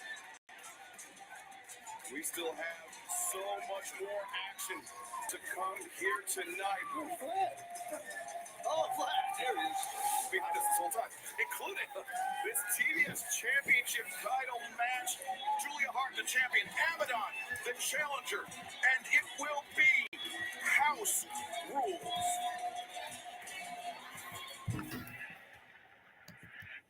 The house always wins. The Black Heart of the House of Black, Julia Hart. The brilliance of Julia Hart, the youngest champion in AEW history. I can see behind everyone's mess, but there is one in particular I can't seem to figure out. The living dead girl, Abadon. Julia taking that TBS championship, just dangling it in front of Abadon.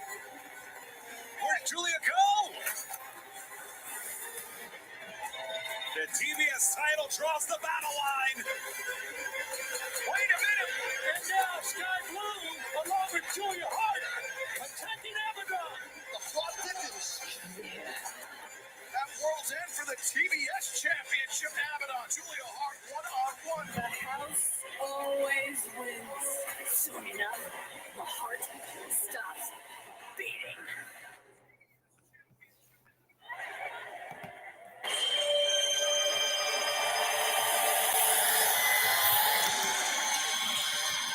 This is a House Rules match for the TBS Championship, where fighting is allowed. Crawling to the ring from the Black Hills. Happening right now is the TBS Championship match, y'all. That's right.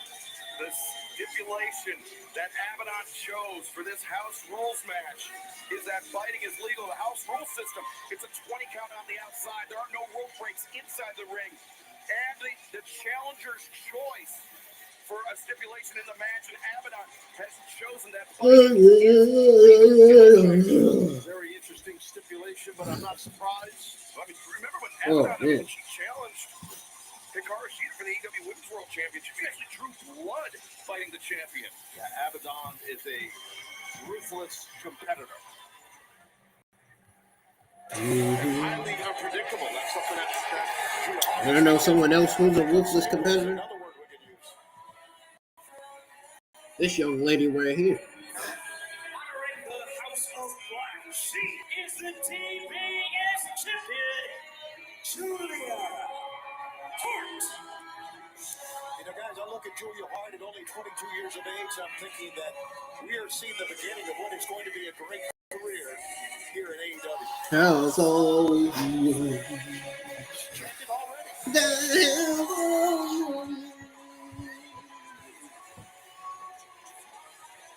There's no question about it, Tony. Julia Hart, I mean, for the 22 years of age, has a poise, has a composure that, I mean, many competitors, even with more than twice the amount of experience, still lack. It's what a lot of, in my opinion, in my observation, a lot of our younger competitors here at AEW have. It's because they're surrounded around this amazing roster. That's what brings that confidence in them. Because they have to thrive and survive. The younger athletes here have to. Just this roster is tough to compete with because of the experience and the success and the talent of it. It's just honesty. But how will Abadon respond in this challenger role for the TBS Championship? They have been on an incredible string of wins. I'm talking about Abadon, but Julia Hart, likewise, victorious in 34 of her last 35 singles matches. I mean, that's a record that not many. Third title defense for Julia Hart. Great athlete, no question. When it comes right down to it, doesn't matter what type of music you walk out to, how you present yourself. You got to be a great athlete to be a champion here in AEW. Oh, you do. And the thing is, you have someone like Abadon who, really, like I said, it's unpredictable. Damn, Julia's gear is on point. Not gonna lie. Julia Hart is not letting it get to her. No, she's not afraid of that at all. I was going to say, is Abadon able to rattle Julia Hart? Or swinging, swing and a miss, a kick missed by Abadon. He's indeed spooky fans. I just haven't heard that chant in a wrestling event. Spooky Jones.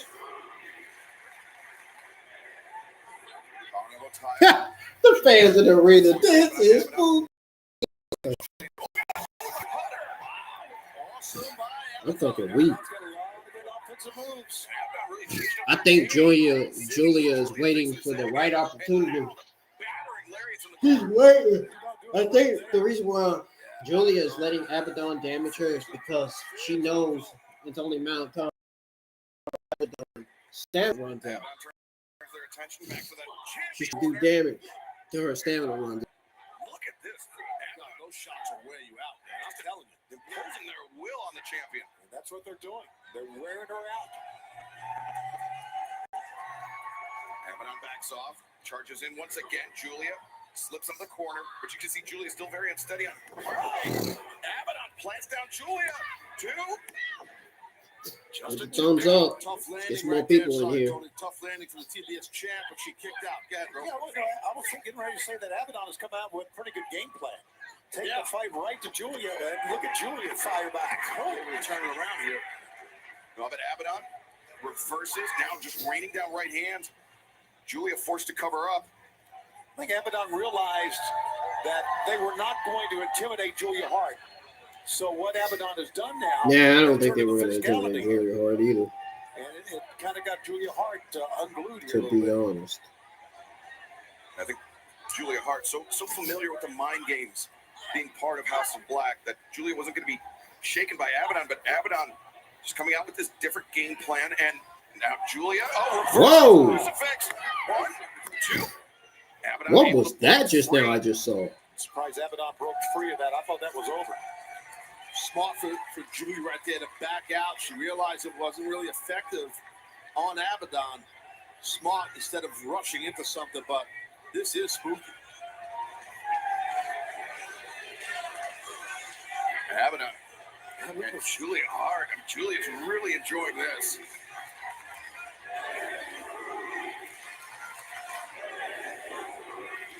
See, I mean, you have to imagine Abadon, they're just Hart.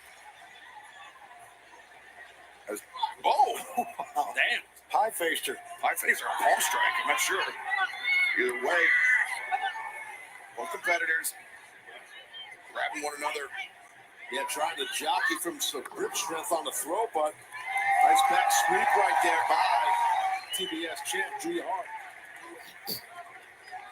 In this match, I mean, this is a tough test for Julia Hart. I mean, we talked about her poise, her composure, but there's no one quite like Abadon, Taz. This is a tough one for Julia to prepare for. Oh, absolutely. It is. That's what I'm saying. Unpredictability of Abadon. But we've seen Julia Hart evolve, since she's been with the House of Black. I mean, being around those men has polished her game.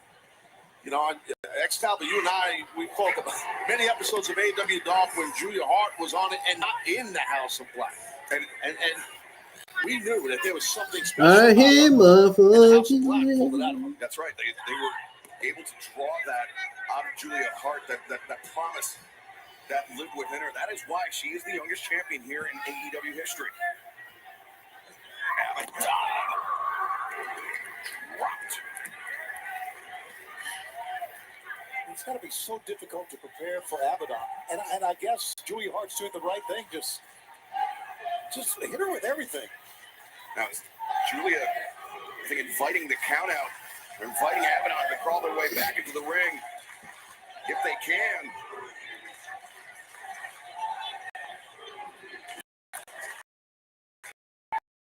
Abadon used to crawling their way to the ring, but not under these circumstances after that floor. You can see the face of Abadon that they are in some trouble on the outside here. Julia Hart right now, all the confidence in the world, the challenges in a lot of Yeah, she is confident that she's going to beat Abadon. Abadon's not even that big at all. Julia, Abadon, like she done slim. rushing forward. Is this a good strategy for her? As far as Julia, yeah, I think it is. I do. There's no reason to be aggressive right now. Abadon is in a bad way. You have the control if you're the champion. Abadon with a couple of gut shots, and Julia just fired back. Abadon over that middle rope. Julia leg out. Guttural growl as well. Yeah, both are shrieking here. There's no rope breaks here in a house rules match. That's why Aubrey Edwards is allowing this to continue. Correct. Good observation. Good point. And the thing is, Julia was using that bottom rope to choke Abadon. Oh, my God, that was wild. Oh, that was impressive. Showing some quickness, Abadon that time. Yeah, whiplash from Julia into that top. But Julia dropping Abadon one shot. Not often you see Abadon drop like that. That arm was out, and she being Julia Hart, realized it. You see Abadon snapping at the referee. But underneath all those straps of their ring attire, you can see that kinesio tape is on, indicative of an injury. And that's legal. What the? Why did Julia Hart? It is all legal in this house rules match. That was Abadon's chosen stipulation. Smart move on the part of Abadon. They knew what they were doing. Oh, my God. And they're still doing it. Abadon taking a bite out of the champion. This is the tough thing about house rules match. You never know what you're in for, but now Abadon repeatedly taking Julia off her feet. We've never seen anyone go after Julia Hart like this since she won the title. No one. Oh, the knees in the corner. Abadon can win this thing if they just keep the pressure on. Yeah, Abadon's got to try to do what you just said. And keep the pressure going. Lung blower there. Abadon covers. I really thought Julia was out that time. Abadon really upset. I don't know if the referee or herself. I'm not so sure. Something, see the hand right there of Julia. She's when you see an athlete bringing their fingers in and out, right? That means they got a stinger. There's some numbness in the arm. That's kind of what's going on right there. She's trying to get the blood flow back in the hand. A great call. But Julia up to her feet, stopping Abadon's ascent into the ropes. Julia gets her footing on that top. Abadon in jeopardy here. Yeah, looks like right. Julia's going to throw Abadon here with this, maybe a superplex. Ooh. Big one here. Big one. Hey. Julia, the lateral press in. Abadon able to convulse out of that. Well, this sold-out house almost witnessed the champ retain right there, Shivani. This is a great title match, guys. This really is. I mean, both Abadon and Julia Hart have pushed each other to the limit here. Oh, that lariat, that blindside lariat, Julia often uses it as the prelude to the Heartless, her submission, finishing technique. That's what she's doing right now, and Abadon reaching the ropes. Yep. And the ropes cannot save Abadon. That's right. As Julia has the challenger all locked up. Abadon with nowhere left to go. Abadon has to fight their way out of this if they can. Oh, wait, they can. Abadon rolls up, reverses. Julia forced to. No, Julia was going to kick out from that. There's no way she's losing that match. Julia Hart's definitely winning this. Okay. They're going to continue her reign. They're going to let her continue her reign as AEW TBS World Championship. Probably should try to cover that time. And Abadon, driving knee strike, catches Julia on the side of the head. Abadon covers. 2 and go. Oh, Julia fires her shoulder up. Champion right there showing fortitude, showing toughness. A frustrated scream from Abadon. They just need to keep applying pressure. They will break Julia down little by little. We'll see what Abadon's going to plan here. Well, Julia up to meet Abadon. And Abadon, headbutt, stunning Julia, stopping her in her tracks. again, the physicality. Oh, the biting again. Biting the head of Julia. All legal. Yeah, it's wild, and Abadon's got metal in her mouth. Wait a minute, what do we got? Is it? It's a sky blue. Sky blue. Where did she come from? She and Julia Hart, they've had this friendship. Yeah, they've been on the same team. And it was Sky Blue that cost Chris Stanley away. Abadon, what the hell? Dragging Sky out from underneath the ring. Yeah, Sky tried to go underneath the ring, and Abadon went right at her. All right. Meanwhile, Darby Edwards not even. Oh, the fight goes on the outside. Abadon battering. Remember, it was Sky Blue that cost Chris Stanley the match this past one's a night of Dynamite. Excuse me, Julia Hart that cost Stanley the match. I think Sky Blue trying to return the favor to Julia Hart. That's exactly what happened. Knee strike a moment ago, I should say, by Abadon on Sky was wild. But then Julia Hart, and she took care of business. Yeah, a lot of times athletic ability will prevail. But I think it's well documented how athletic Julia Hart is. I'm not saying Abadon's not. Look at Julia just dribbling a basketball, driving Abadon's head off those steel steps. We're going to find out how much Abadon has left once they get rolled in the ring. Julia ascending to the top. Taking a lot of time to get up there. If she lands this, I think she's going for that moonsault press. If she lands this, this could be it. Abadon's kind of stuck right there. Let's see if Hart can do it. Julia Hart. Yes. Moonsault press. 2, 3. Still, TBS champion, Julia Hart. Taz, it was like Julia, I guess I incorrect the call with the moonsault press. It was like Julia came down with the knees on the midsection of Abadon. You look at Sky Blue run in. Tell Aubrey to let her, Sky Blue, raise the hand of the champ. And Julia Hart remains TBS champion. Impressive victory.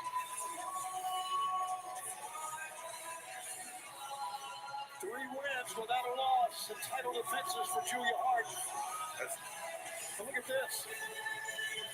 Completely unnecessary by Sky Blue, but at the end of the night, at the end of the year, Julia Hart remains TBS champion. But from the TBS championship to the TNT championship. And this one, no disqualification. This To call this a grudge match would be a gross understatement. This is about.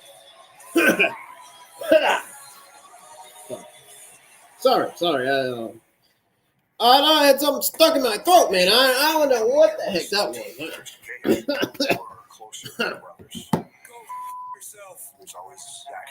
I remember that promo from Kingston. That had me laughing at the edge of my seat.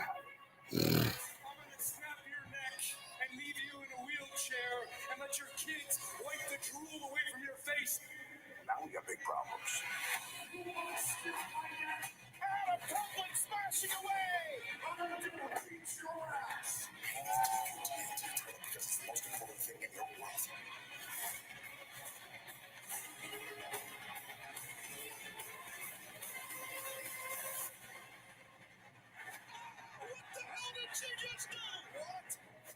It was a great night for me. I'm still going to win that TNT Championship, and now I have the reason I want it. So I'm going to be selfish. Remind everyone exactly who the hell. Christian Cage brainwashed Nick Wayne's mom too. Wow.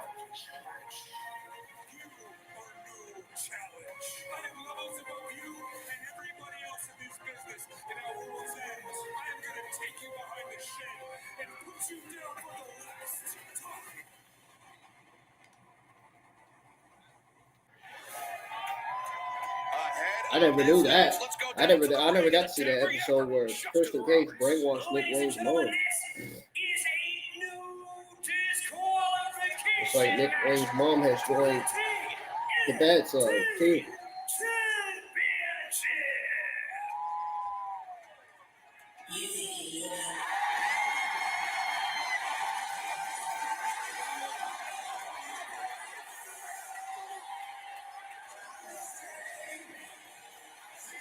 Introducing the challenger for Toronto, Ontario, Canada, weighing 241 pounds, who rated R Schiavone's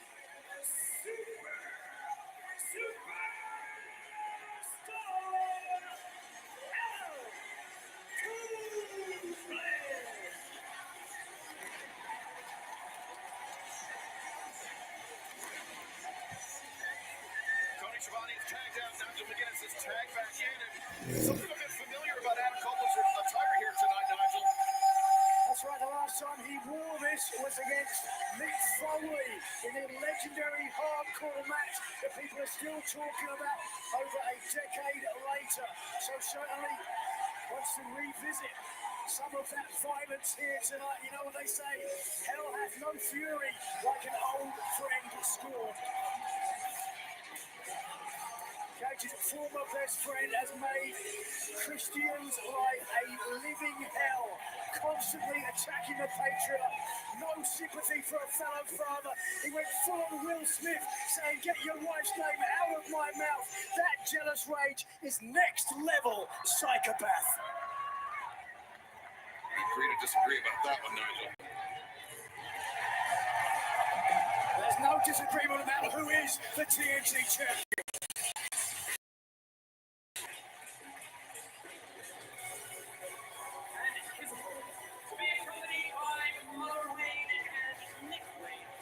From Toronto, Ontario, Canada, weighing 218 pounds, he is the TNT. Here we go, come on! We are off to the races here tonight at World's End.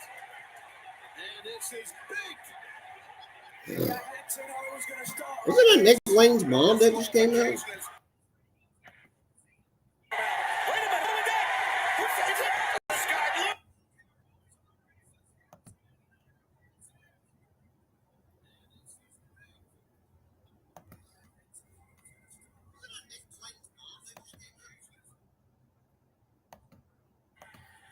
Okay, all of a sudden I said Nick Wayne's mom. The freaking thing just went.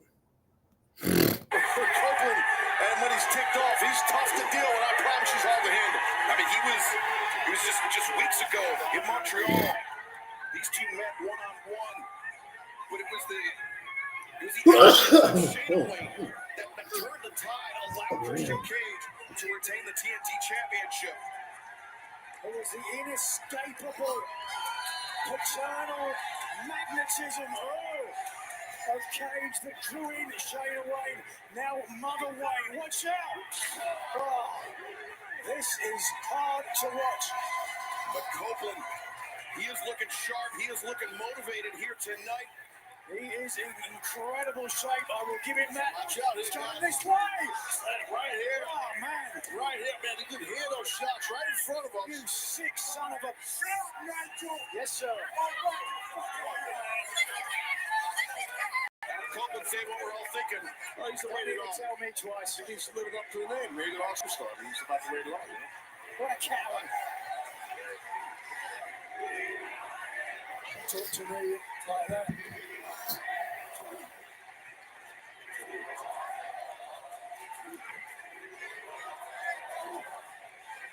As Copeland ratcheting up the aggression against his former best friend.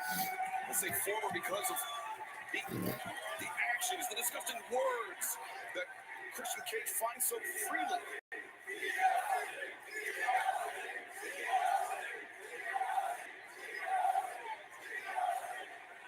Christian Cage sent in, bails out. There you go.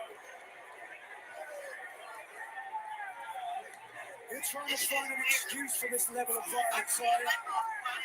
Trying to blame Christian Cage for this, like he had it coming. All Christian Cage wanted to do was move on in his career. What a shot. Christian going knees into the steel steps. And Copeland, Taz, you have to imagine at some level Adam Copeland, I mean, as much as he hates to do this for a man that he called a best friend, this has got to be so cathartic for him. Yeah, listen, I don't blame him. Look, I don't blame him. Hold on a second. Oh, the same thing to Christian Cage. That Christian did that. Oh. Well, Copeland deserved it. There you go. Christian Cage trying to escape through the crowd as Shayna Wayne and Nick Wayne looking on. Yeah, he's hightailing her out of here. Christian's like, you know what, I'm gonna head to the airport. I'm going to LaGuardia right now and get the hell out of here. Nothing wrong with that. He's got nothing to prove here. He's the greatest TNT champion of all time. I'm not sure about that. What the hell? Man, that's a darn lie. What the shit, Nigel? That's a damn lie. See if he comes and threatens you. He's got his Copeland threatened me. He's got his hands full with Copeland right now. He ain't need to worry about me. Because Nick Wayne close behind trying to get involved with the right hand. They're like Copeland. That's a man's son. It's not Christian Cage's son. Yeah, no. Christian trying to protect Nick Wayne there. He landed hard. Cage is more than a father to the prodigy. Oh, what is this? Look at Copeland. Adam Copeland. The top 100 section, but not for long.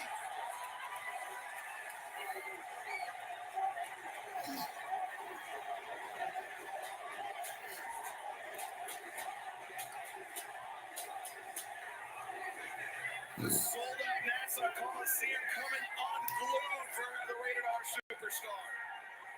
And Nigel, we would be remiss if we did not mention what happened in the Battle Royal on 0 Hour. The former Luchasaurus kill switch, winning the shot at the TNT Championship, which you said he's just going to hand over. That was certainly, I would surmise.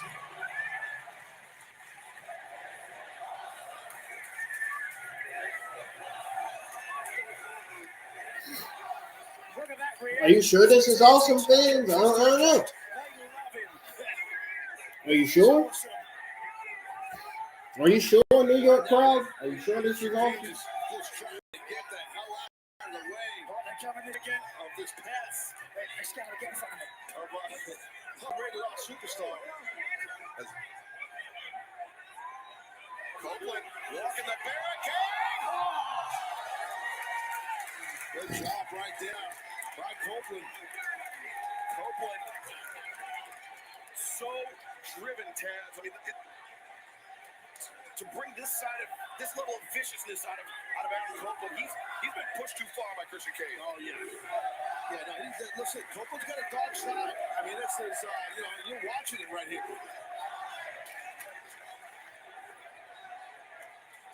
Christian Cage struggling to his feet. Copeland. Oh, Christian. Come on. Have some pity. Have some. Yeah, I'll tell you what, Copeland is wearing Christian out. Have some pity, just like what Christian Cage said he would turn Adam Copeland into a vegetable.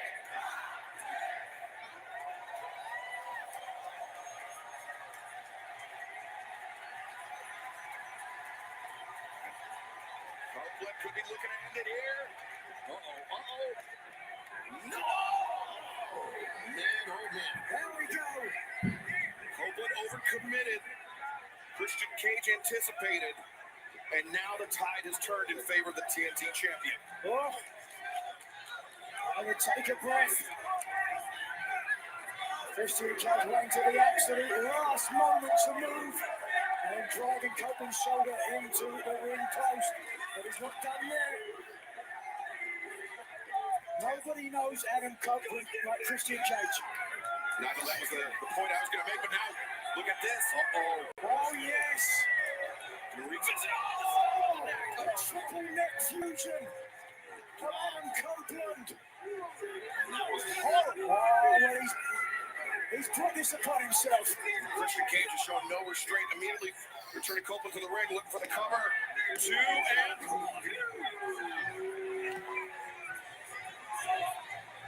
Yeah, payback. Copeland came out here and tried to end the career of one of the greatest TNT champions of all time.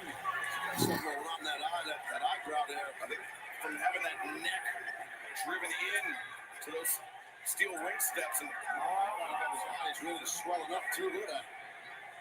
That might close shut. Yeah, I was just thinking the same thing. That definitely could close right now. Christian Cage. Pair of kendo sticks. Kendo stick Jones right here. Did you see the gleeful laughter from Nick Wayne? Mother Wayne was pretty happy as well. She had a good Christmas. Oh my God! God, what a shot! Look at that. Oh, Mother Wayne said, oh! Right now, wide open.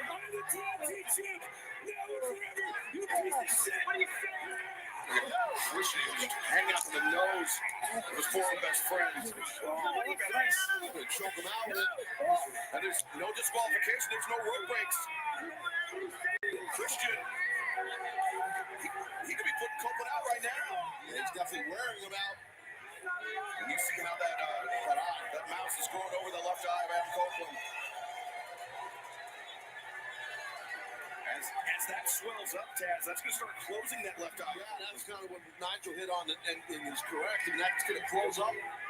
And there's a little blood coming out of it, so maybe it won't close up too bad. But watch out! Oh, no! Oh, he's going for the neck again. The damaged neck of Adam Copeland. Nick Wayne. Prodigy is loving it. Christian, that cover.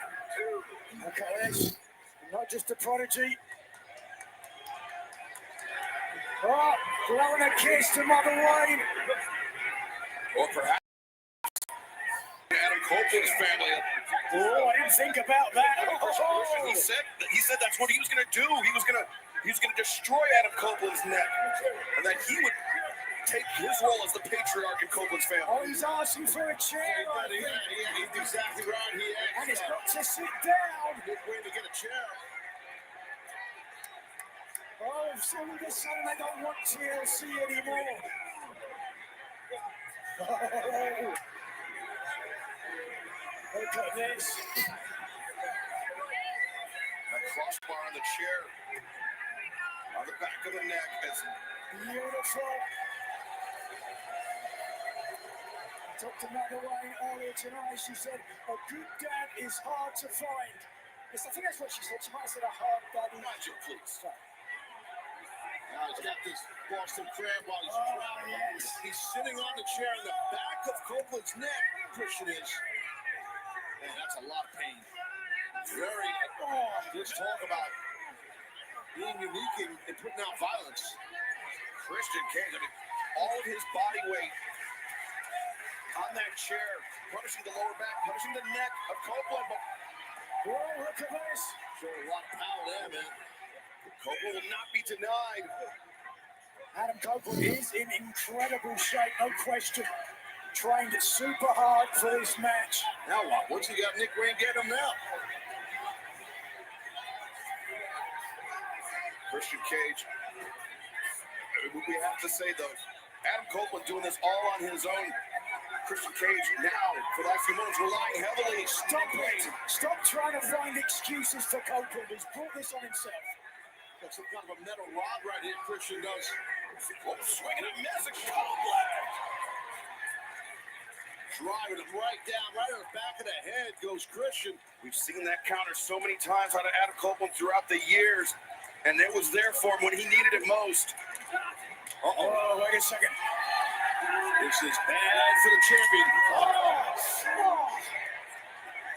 Right on top of the head. And across the midsection as well. And again. Jesus. In front of his own son. Copeland. Across the throat of Christian Cage.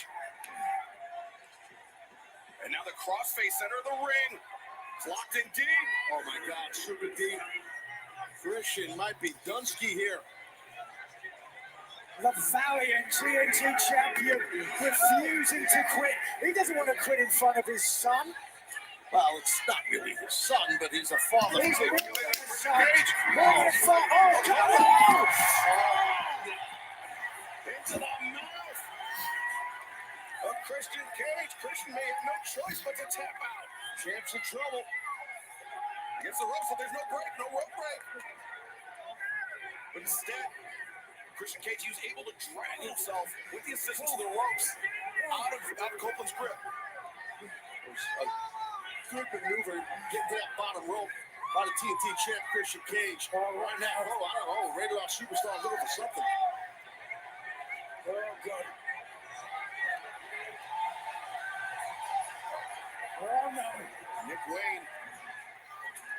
You see what I see?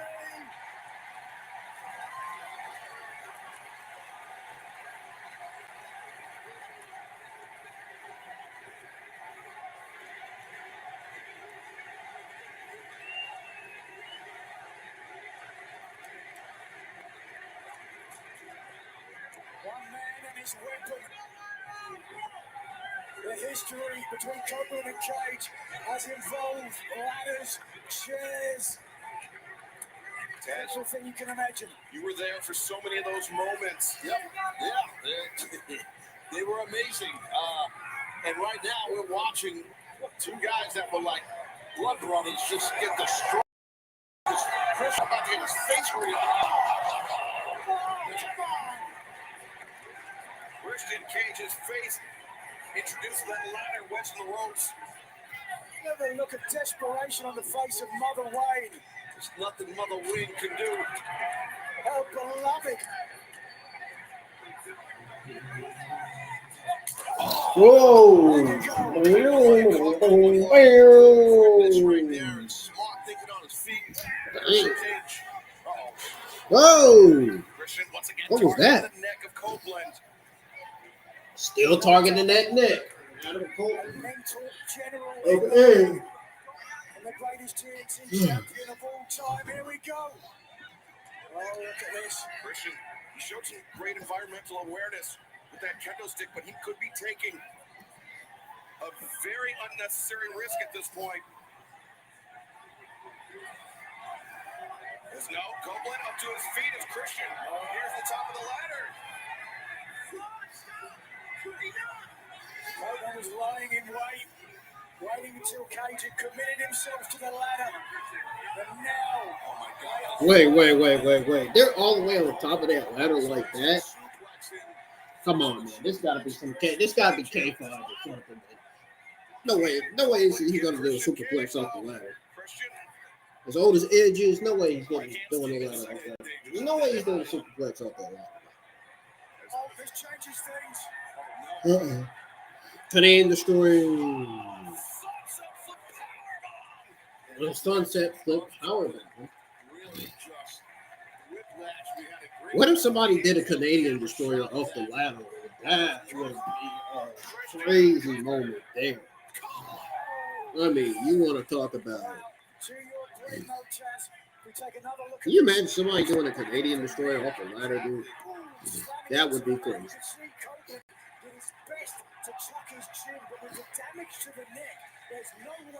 On the ladder, yeah. Off the ladder, that would be crazy. It just reverberates and then hit that mat. It was ugly. It was ugly. You've had neck issues yourself, Taz, Yes, right? sir. Yes, sir. I broke my neck and was having action for a long time. Yeah, and it's still an issue. But anyway, that was a tough landing for Copeland. Now, the third part of the equation coming into play.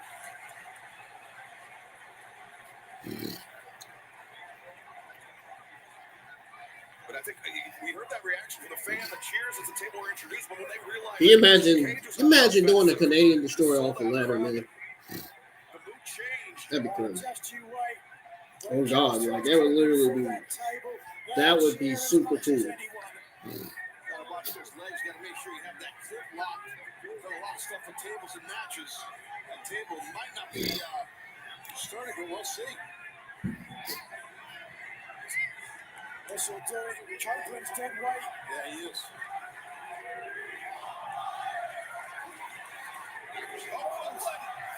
Reversing it. Christian Cage. Cage is oozing. Oh, no, look at this. Oh, well done. The prodigy. Saving his father. Nick Wayne. Earning his strikes here. No! Copeland. Using that kendo stick so effectively throughout this match. And now, chair across the spine.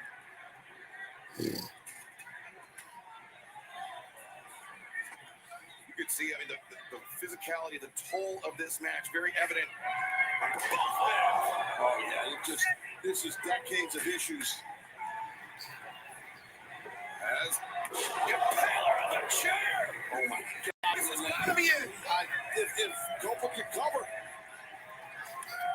Copeland, his back man flipped that chair. Oh, no. He's not done yet. Well, we saw how many people he sent to the hospital. Like this. What? He's trying to cripple a man. We're in New York, bro. Got to bloodthirsty people, you know what I'm saying? The Concerto coming up with Wayne here, look at this. Nick Wayne. Just Copeland immediately retreats to the outside. And Christian Cage. Oh, man. There he does it. 2 and 2. I'm trying to be diplomatic. Sometimes you get Adam Copeland said, you ain't getting me with that. You ain't getting a 3 count out of that. Copeland's got to be, oh, man, that hot fluid in your stomach. You know when you get hit, the airbag region, what happens? Yeah, I'm just trying to let people out there understand. I've never been hit in the airbag region. How many of y'all ready for the main event tonight? It's Christian Cage here attempting to put this match beyond the hopes of his former best friend. So bitter enemy. Christian clearing the path. You have to imagine the spears coming up. Look at this, the originator of the move. How fitting. Copeland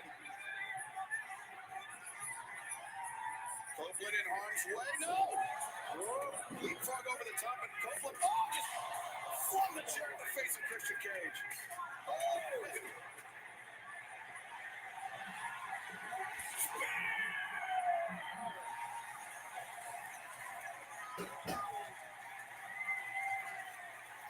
Yep. And there it is. Copeland trying to extricate himself from that remnants of that table. Can he get him? Can he get him? Oh, Shane away. We almost had a new TNT champ. It's all legal. There is no disqualification. Love cures all.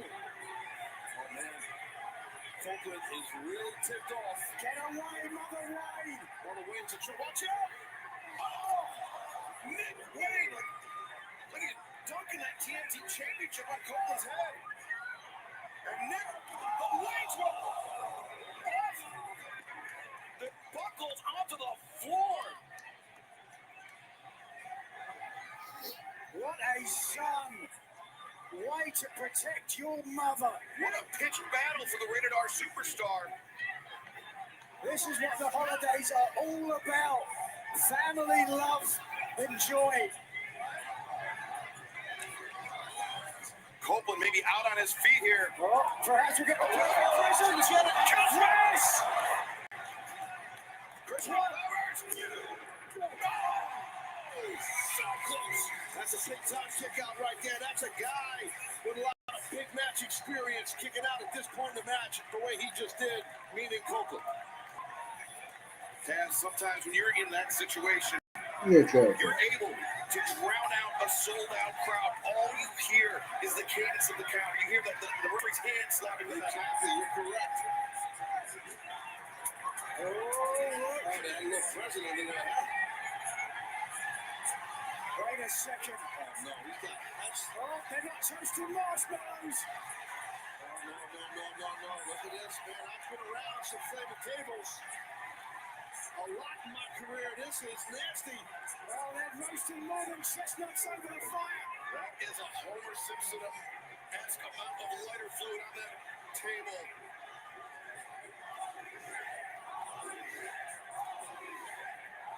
Oh, take your jackets off, fellas. It's about to get very warm here. Look how satisfied Nick is with himself. What's about to unfold here? Oh, you heard it. Oh, no. Wait. The spear of Copeland. Backfired it. And Nick Wayne. Nick Wayne to the elbow striking.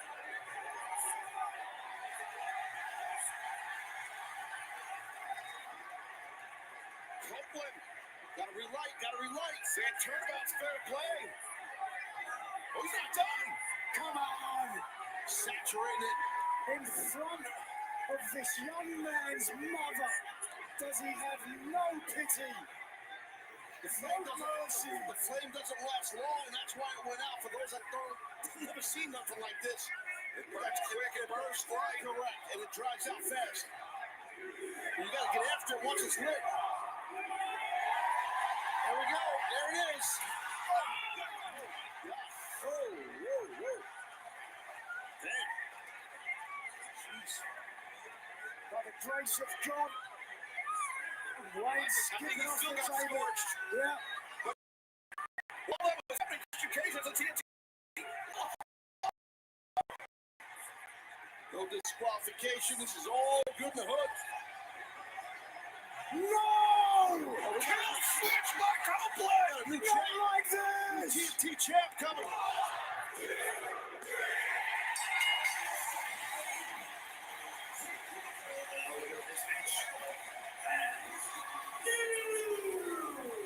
TNT Champion, the Rated R Superstar, Copeland.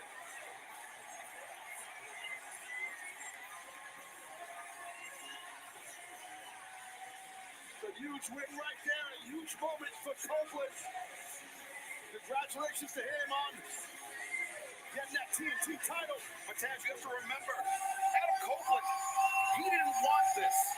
He came to AEW. He wanted to reunite with what he thought was his best friend. He wanted to have I understand that. He looks pretty happy right now, but I hear what you're saying, man. I do. I don't believe that for 1 second. The moment Adam Copeland showed up, this was his end game. He wanted to take the title from his former best friend like he has always done, and still...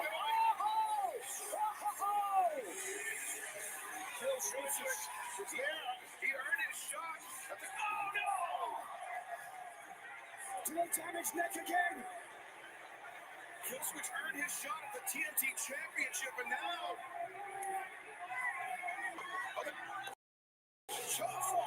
Gotta get in the head.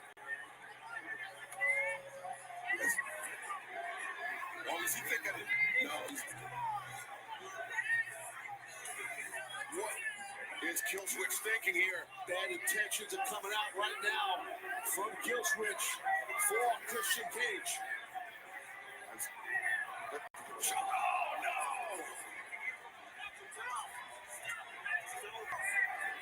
Paul Turner saying the match is over. It's unnecessary. It's completely unnecessary. That's that contract for the TNT Championship. On the Battle Royal. Right, it's anytime. It's anytime, anywhere. Oh, is he going to do this? Is Killswitch going to...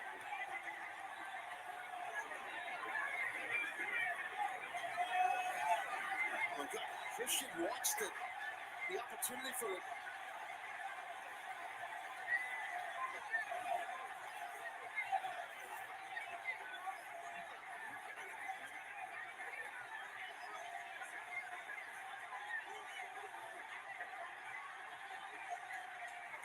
Contract, wait a minute, is he gonna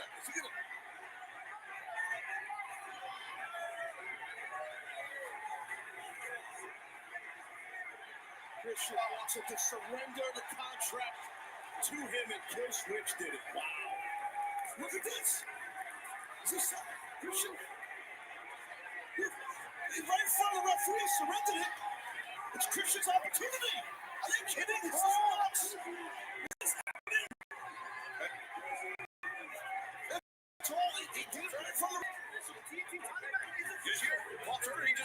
What the hell? What is this shit? Oh my God! Oh, you gotta be kidding me! Look at the eyes! Oh, the spear! No! Come on!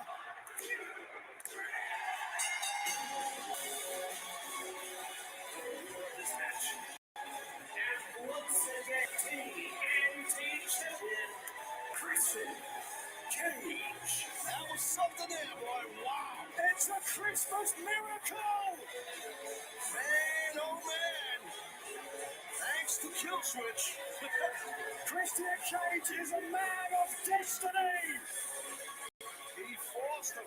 Christian forced Killswitch to surrender that contract that Killswitch earned in his 0 hour in that battle royal. What is this Rasputin-like hold that Christian Cage has over Killswitch? Well, whatever it is, there is no one that wanted to see Christian Cage leave the Nassau Coliseum without the TNT title. Oh, Mama Wayne's very happy about this.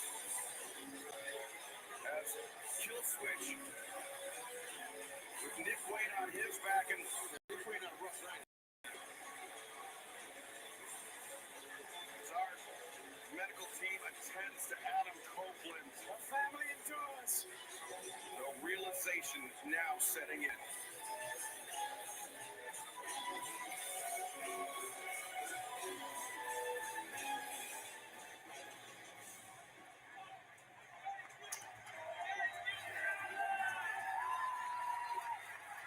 Adam Copeland will have the dubious distinction of being the shortest ever reigning TNT champion.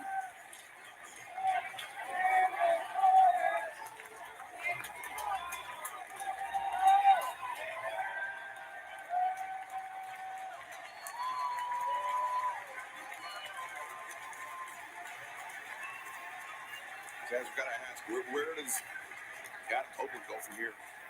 Yeah, I don't know. It's tough. I mean, Copeland will figure it out. He's been through hell a lot in his career. He's been through some tough times. He'll figure this out. And that was just a wild turn of events.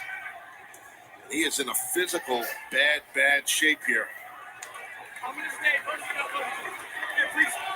Referee Paul Turner, for ringside physician Dr. Michael Sampson, Mike Posey.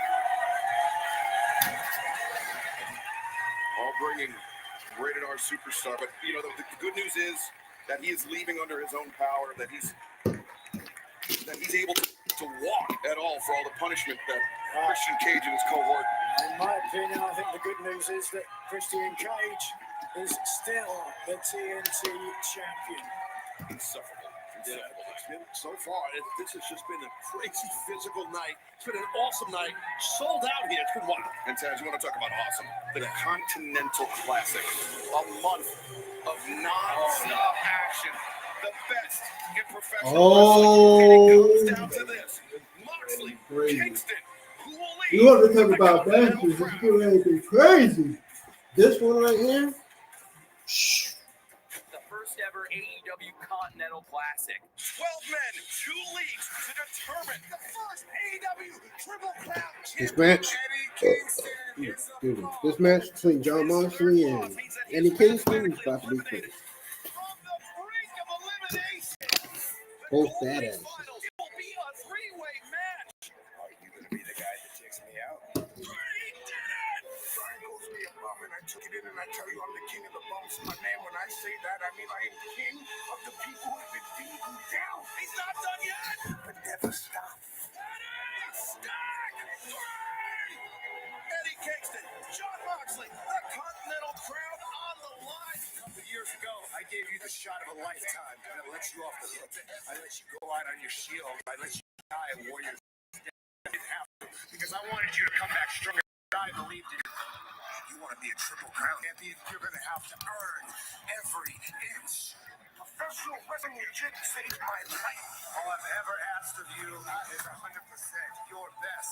What a battle between these two warriors. The problem is, I know you better than you know yourself. I broke in before you. You want that lecture green. I know you can beat me. You know you can't beat me. So for my money, you've already lost.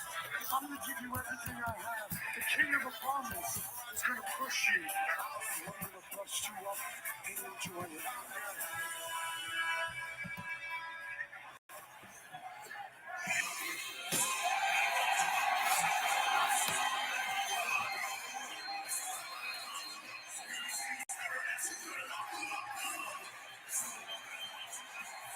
This is the Continental Classic Tournament final for the Continental Classic. The first request for the Youngers, New York, weight to 144 pounds. Kingston. So Eddie Kingston, the free dab there, paying respect, paying homage to Matt Peart. Tragically passed away. We are joined here at the desk by none other than the American Dragon, Brian Danielson. Brian, great to have you here on hand for this final. Yeah, if I couldn't be in this match, I wouldn't. There's no place I'd rather be than at the commentary booth, watching this close. Well, we're glad you're here. And I don't think there's any question about who you're pulling for in this match. No, but I'm gonna try to keep it straight here, guys. You're a pro. You'll pull that off.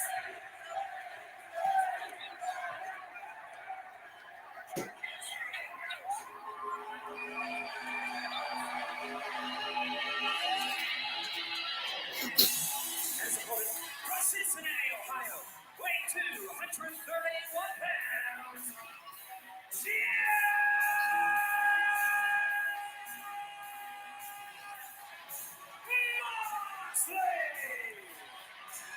John Moxley.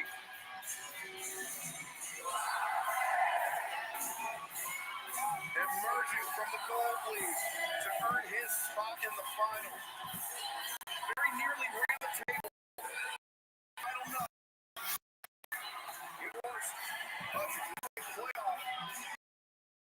Moxley was successful in. Remember, there'll be no outside interference. Nobody in the corner of these guys has had a tournament kind of the best has been the whole way. This is the final. That's what makes it one of the elements that makes the tournament so awesome. Danielson, you know as well as leave your seat to get involved here, my friend. Yeah, and I have no interest in doing that. All 12 men in the Continental Classic have put their heart and soul into this tournament because we all wanted to be the very first modern Triple Crown champion, and I would do nothing, absolutely nothing, to disgrace this tournament. Well, that's awesome. That's great to hear. I'm not surprised, but that's great to hear. And Taz underscoring his point. There is no time limit in this match. There must be a winner. There must be someone to claim the Continental Crown, which is comprised of the Ring of Honor World Championship, the New Japan Strong Openweight Championship, and the newly created AEW Continental Championship. Yeah, with these two guys with no time limit, they can fight all night. Could be here till 6 in the morning. Well, I know Mox can fight all night. I'm not sure about Eddie. I don't know, but he brought the fight to you pretty good last week. You know, I'm just saying, he did. Do you still stand by your assessment that Kingston is a bum? Yeah, you know what? I made a lot of mistakes in that match. I thought you said he's the bone. I thought. He is tough as can be physically, and you know what? And I have to give him credit for this. He's improved his toughness mentally as well. And I was really impressed by that on Wednesday. Been a while since I haven't watched AEW episode or pay-per-view. Will not make those mistakes. I mean, I have to ask, was it something in your preparation? Was it the fatigue of the tournament? Was it a combination of things? It was overconfidence in my ability to break Eddie mentally. That was it. I should have stuck with what I'm good at, which is I'm a much better technical wrestler than Eddie is. And I just decided to throw bombs with him. That was a horrible mistake. These guys are talking trash to each other. They have a long relationship. They've known each other for a lot of years. But much like it was this past Tuesday, where Eddie Kingston had never defeated Bryan Danielson in his career, there's a different story on Wednesday. Eddie Kingston has never defeated Jon Moxley in his career. Will that be a different story here tonight? I can't wait. I am fired up. This tournament, Continental Classic has been sick, man. It's been awesome, and here we are, the fights.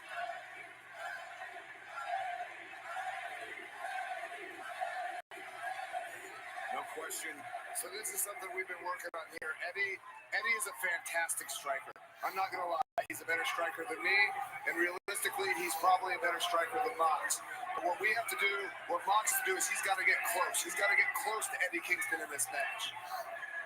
Yeah, whenever you're a grappler and you're dealing with a really good striker, to your point, Dan, you want to get close and you want to grab some skin, grab some limbs, and take him down to prevent the strikes. And interesting, I don't know if you guys noticed, Eddie Kingston is wearing kick pads. Yeah, I noticed that. Yeah, Toshiaki Kawada inspired kick pads.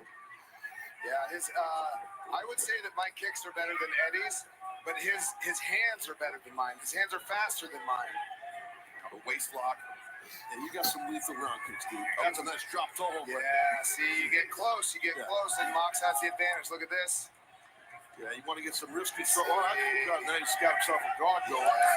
We've talked. I don't think Eddie wants to be on the mat with Mox.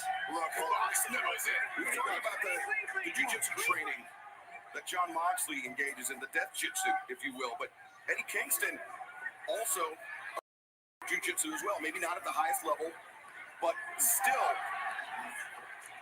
has an element of submission defense, can surprise a lot of opponents, though I don't know if he'll be able to surprise Moxley here tonight. Yeah, he won't be able to surprise Moxley on the ground. But that's not his strong suit. That's not how he wins. You remember their first encounter here in AEW, it was a brutal. Yeah, did you see the feint with the jab? This is what I underestimated with Eddie, his feints, the way he sets up his strikes. I thought it was clear in some of those back fists, and then they just came and rocked me. See, that inside low kick was fantastic. Yeah, you took the base out of Mox, headlock takedown, and then Mox with a nice switch. And Mox immediately transitioning to the head scissors. After those strikes, he should have disengaged. If I'm Eddie Kingston, I would have disengaged. He took it to the ground. You don't want to go on the ground with Mox if you're Eddie Kingston. You're right. I do feel like Eddie did that because he knew he took the wheel. I took the base out, so he knew he could take Mox down. But it was a quick, awesome counter by Jon. The first AEW encounter between Kingston and Moxley, it was the Bulldog choke that ended the night for Eddie Kingston. No Kingston He's had a long time to think about that night, how that went. See, and I love this. This is just a test of wills right here. People call it a test of strength. It's not. And it's not actually a test of strength. It's a test of wills. Nice drop step to a go behind him. Snap area. Oh! Hey, Johnny, you're book there, David. That's right. Kick to the spine. And that. See, Mox is a great striker, but he's a great striker when you're on the ground. You know, he can throw hands for sure when you're standing, but against Eddie, Eddie's just the superior striker. On the ground, Mox is a superior striker. Now Moxley feeling the sting of Eddie Kingston. The pissing contest, boys.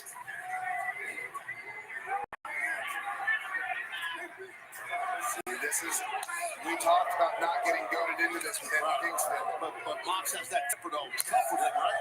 Yeah, and I would say if there's one person physically tougher than Eddie Kingston, it is John Moxley. Yeah. Kingston changes tack, grabs the side headlock of Moxley, sends him in. Go ahead. Not man. Changes some shoulder blocks here. And not a man giving much ground there. Look at Eddie absorbing those strikes. Oh my goodness. Those chops. Oh, yeah, chop to the neck. Yeah, the rich hand. Come on, Mox. Yeah. Oh, really big Izzy-Giri there by Eddie Kingston. Moxley. Smart. Caught him there right there. That trap. He might have stacked him up on him a little bit. Okay. Moxley. All right, Eddie Kingston landed on his heels real hard. Shoulder. He landed really hard, and he kind of crashed and burned a tad. He caught Mox. Yeah, he just grazed him. Let's take a look here at it, guys. Watch Eddie's head. Yeah. But Kingston, good thing is he waved off referee Bryce Rumsford. The bad thing is he is visibly hobbling right now. Yeah, he's triple tough, though. Kingston is. Yeah, I wonder if Mox is playing possum here. Kingston, Kingston taking the knockout shot, but Moxley, the German suplex. See, and I think Mox was baiting it. Mox was seeing what he had. Mox knew he didn't catch that dive all the way. I'm not sure if he saw his head ram into the barricade. Now, oh, here we go, right here. Paradigm shift. There we go. On the floor. Right back to that head. There we go. Yeah, that was beautifully done by Mox. And now, just waves of agony going through the body of Eddie Kingston. Driven down on his head like that. You can see he's shaking out his hands, trying to restore some feeling. Yeah, we saw that earlier with Julia Hart. I was saying that, but after you get a stinger, you hit the neck and the head, you start getting numbness in your arm. That's why you see that. I can't believe I lost this guy. Jesus. He had you, man. He did it. You know what? Listen, it happened. You know that. I mean, it just happened. I know. Come on, Mox. And you know what he just did? He beat the count. If Kingston was counted out, John Moxley would be the Continental Crown. He tried. Yeah, he tried. I wonder here if Eddie Kingston's neck isn't seriously damaged. He hit that guardrail hard, man. Yeah, and and that's not just our normal ringside guardrail either. That's a very sturdy LED board out there. LED board, yeah. But Kingston. There we go. There we go. Covered up. I wonder if we could see that chop block in slow motion. It looked like his forearm went wrapped right around Mox's block. I think it did. I think you're right. That's somebody who's broken their forearm. Holy cow. There we go, Mox. Attack. Here comes a slow-mo right now. Let's see it. Yeah, that'll do it, man. That bone-on-bone contact is always rough. Mox has got him cornered now. Yeah. When Mox is attacking his prey like this, he's fantastic. Pile driver. Oh, God. Kingston once again driven down on his neck. Moxley covers.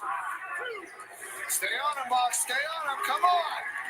And Taz, Kingston, understandably so, the hometown favorite here in this building, but Moxley has just let the oxygen out of the Nassau Coliseum. Oh, yeah, no doubt. I mean, Eddie's a New York guy. Eddie Kingston is letting John Moxley do everything he can to him just to drain John Moxley's stamina. I think Eddie Kingston's plan here is to drain John Moxley's stamina just so he can, Eddie Kingston can do whatever he can to him to win this match. Of the Continental Classic? Definitely not, but by any means necessary. You're in the finals here, man. You got to survive. Oh, I know. Moxley getting a little frustrated there. Arguing with referee Bryce Remsburg, allowing Kingston to get back to his feet, get back to striking distance. Yeah, but look, it has less effect after that block. Oh, that was a great job.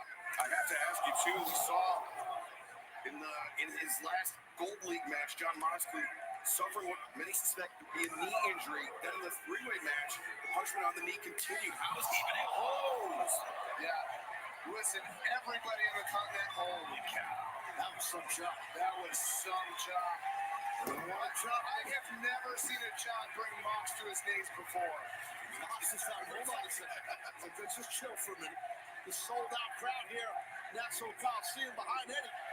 Yeah, going back to Mox's knee, everybody in the Continental Classic is hurt. But you see Mox, it doesn't phase him. It's not going to bring him down. Come on, Mox, we talked about this. Don't get in a pissing contest with Eddie Kingston. You see the redness, the welts already freezing on the chest of John Moxley. Yeah. You see, this is just a battle of wills right here. Oh, my gosh. Again, stopping Moxley for a moment with those chops. Holy cow.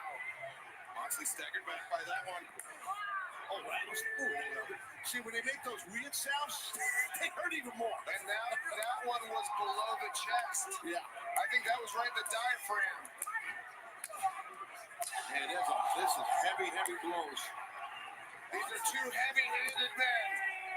Moxley goes to the ropes. Kingston meets him with the lariat. I would say Mox has got a better lariat than Eddie does. Yeah, Mox has a great lariat. Nice throw right there. Good exploder. High collar throw. Kingston was baiting Moxley in, but Moxley feeling that surge of adrenaline. He's up to Moxley. Hit him late. Hit him late. No. Come on, Mox. Oh, man. And Moxley goes down. Got to cover him, Eddie. We talked about his knee earlier. It was in the pre-match. Come on, Mox. Come on. Don't let this bum beat you, Mox. Come on. Come on, Mox. Moxley back up to his feet before Eddie Kingston.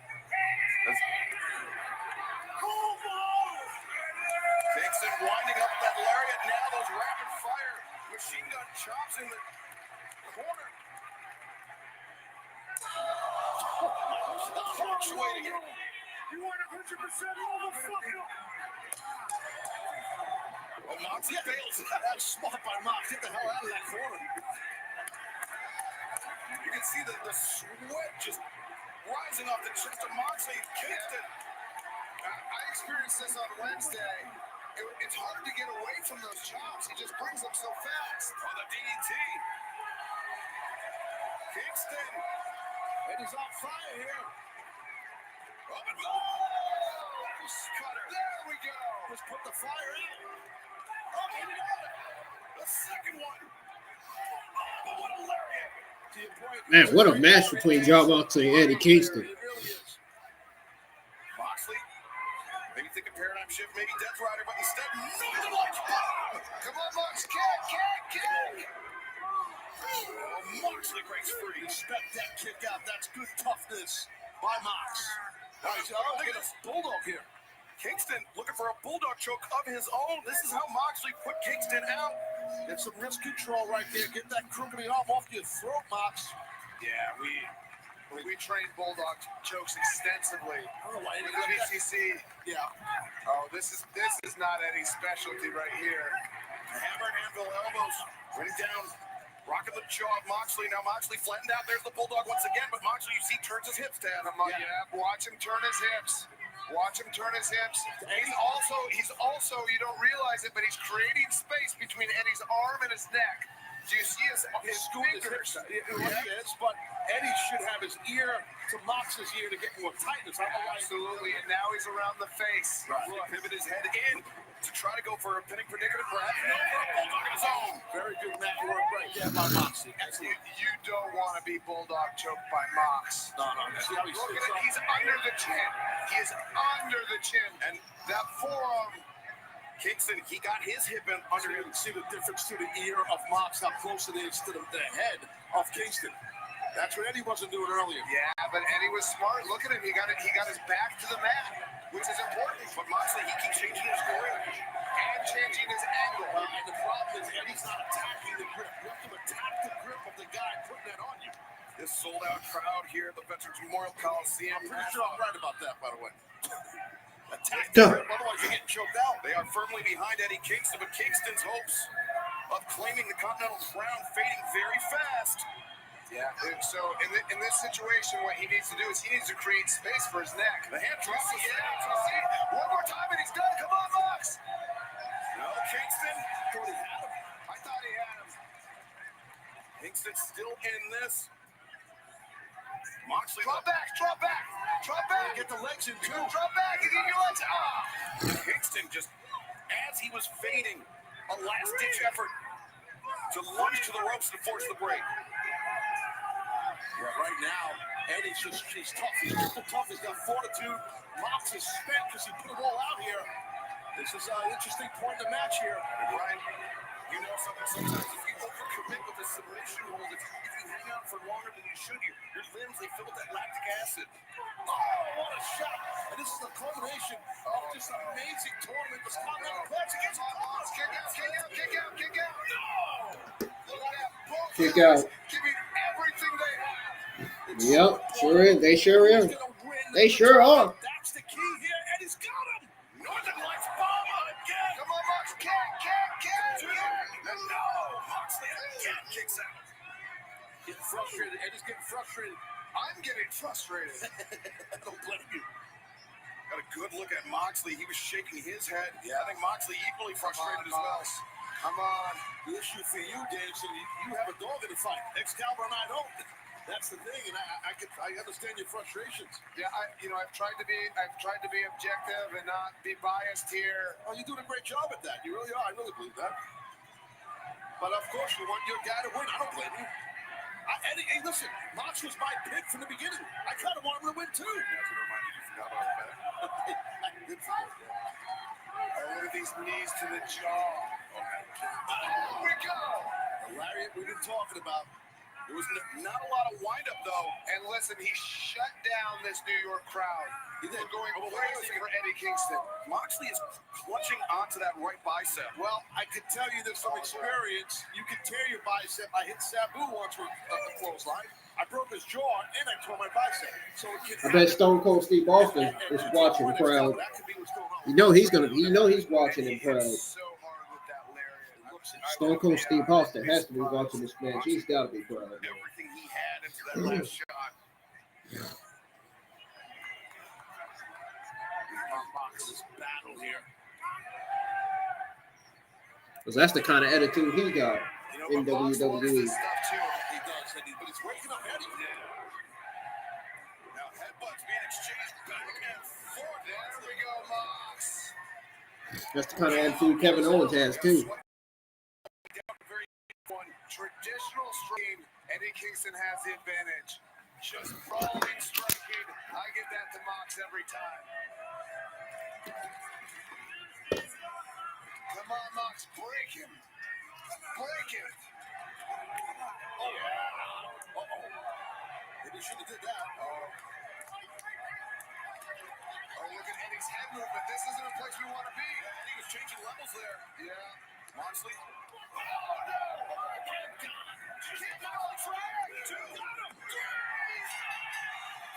Oh my God, he won! Eddie won!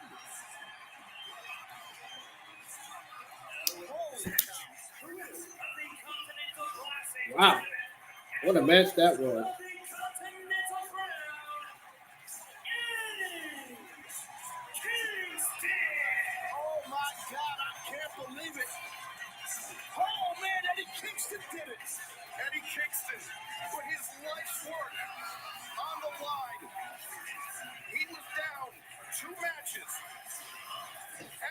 matches in the tournament.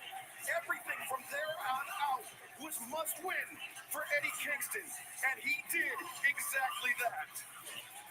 Eddie Kingston dedicated this match to his friend, the wrestler Man Kurt, who untimely passed.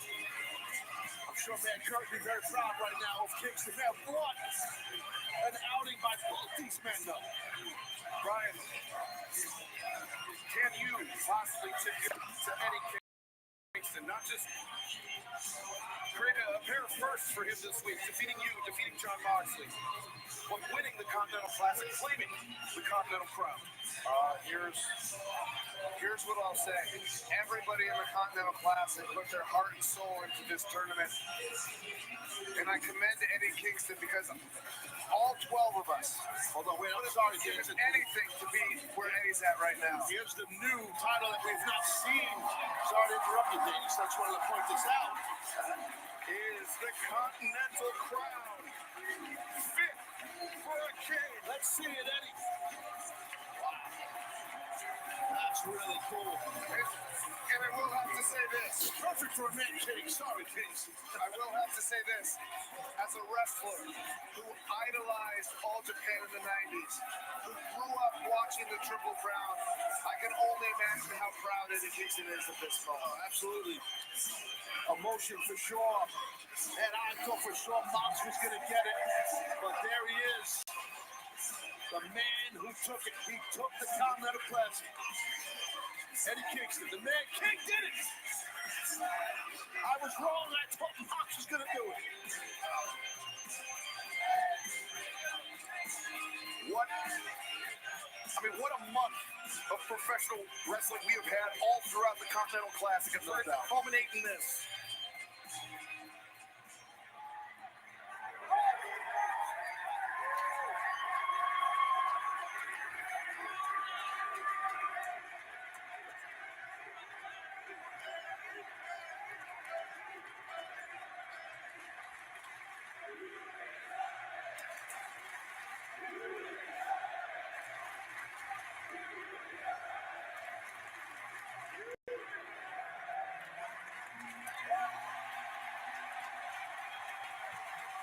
To see it.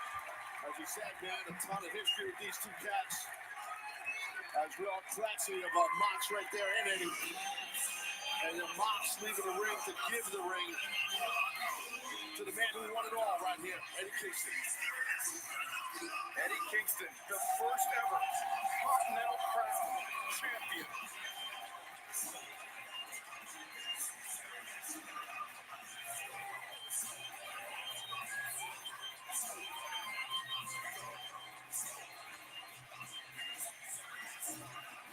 Rest in peace.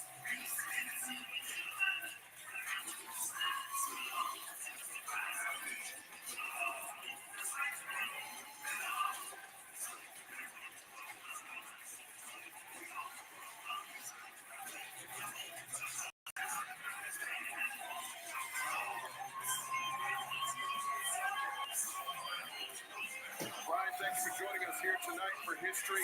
I know it didn't go the way of the BCC, but I got to actually your class act out here, man. You really were. You handled it the right way. You know what? I'm proud of both of those men for the match. That was a perfect finale for the Continental Classic. No doubt, bro. No doubt. And you know what the best thing about the Continental Classic is? We're going to do it again next year. Yeah, I know. It's awesome. I mean, I don't think the Continental Classic is going anywhere anytime soon, right? Nope. Of course not. Everybody enjoys it. It wasn't a bad pay-per-view for him either. I mean, it wasn't the greatest pay-per-view, but it was definitely one of AEW's best pay-per-views of this year. That's awesome. Congrats, Dave. We got the main event here for First ever Continental Crown champion. Congratulations to him. And fans, Coming up this Wednesday night, AEW Dynamite returns to Newark, New Jersey. And earlier tonight, this match was made. Freshly squeezed Orange Cassidy, putting the AEW International Championship on the line against Dante Martin. Dante coming off a huge trios win over Cassidy, Trent Beretta, and Rocky Romero this past Friday night at Rampage. And then coming up this Saturday at Collision, it is official. FTR, Dax Harwood, Cash Wheeler versus House of Black, Malachi Black, Buddy Matthews. That is going to be a massive tag team match. But coming up next, it is our main event. MJF is a marked man. Can he leave Long Island as AEW World Champion, or will Samoa Joe? Coming up next is the main event. The champ.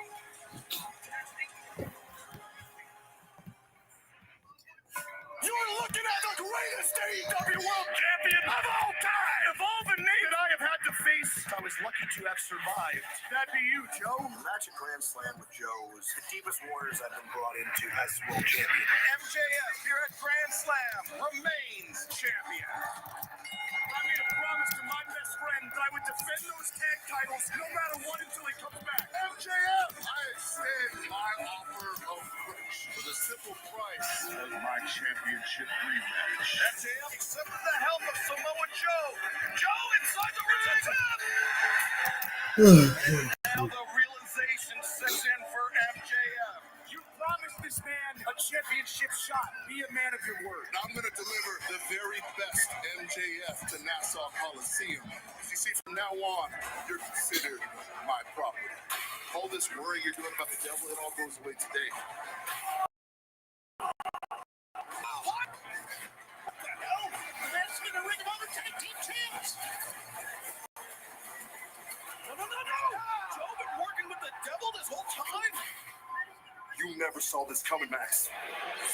You've been worried about a devil when you really needed to be worried about destiny. When I take from you everything, this legacy will begin with the toppling of the king. Can Max Friedman outlast the final boss of this sport one more time? You want to beat me for the grandest prize of them all? Joe, the only way that's happening is if hell freezes open, is if the world ends.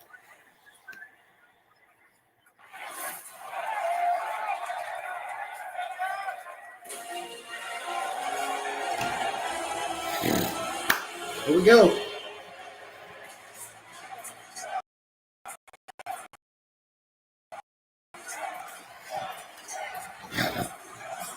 Nope, my son is bothering me, man. Where do you think I got that from? Where do you think I got that word from? Guess who? Guess who I got that word from? My mother. Yeah, thanks, Mom. Great. Now she got me saying thanks. Audience understands that. They know that and have respect for Samoa Joe. And they should do that. Yeah, thanks, Mom. Now you got me saying the same thing. Oh. Awesome. That's really great. Really nice. Very nice. Echo the fans where I have a lot of respect for Samoa Joe. I know we found out that he is in cahoots with the devil, whoever that may be. I'm surprised I didn't fall asleep this entire pay-per-view. I'm surprised I was still watching it. It was that good. It was that good, man. I mean,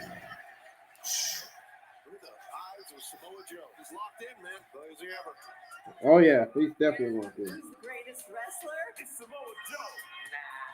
Are you kidding me? Get out of here. I'm just messing with you. It's MJF. They try to say he lost his fastball. That he got friendly. That he got weak. If you believe that, you've never lived on Long Island. There's gonna be Max's favorite pizza right here. We know who we are. And so does he. What is salt of the earth? We ain't going nowhere. We can be robbed, we can be shot, but we keep coming back. We never change, and neither does he. There's wrestlers, and then there's Max. One time, we in the back of my parents' car for 5 hours. He was living. I didn't even know I had it. And you know what? He is better than you. And if you don't know it, you're about to find out. Why? Because he's our scumbag. Our scumbag. Come on, man. I'm not going to say that.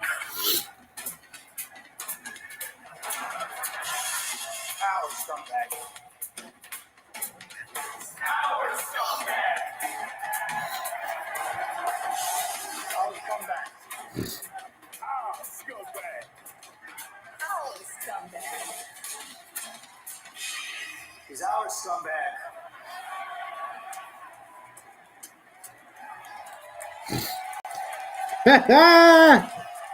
What the hell?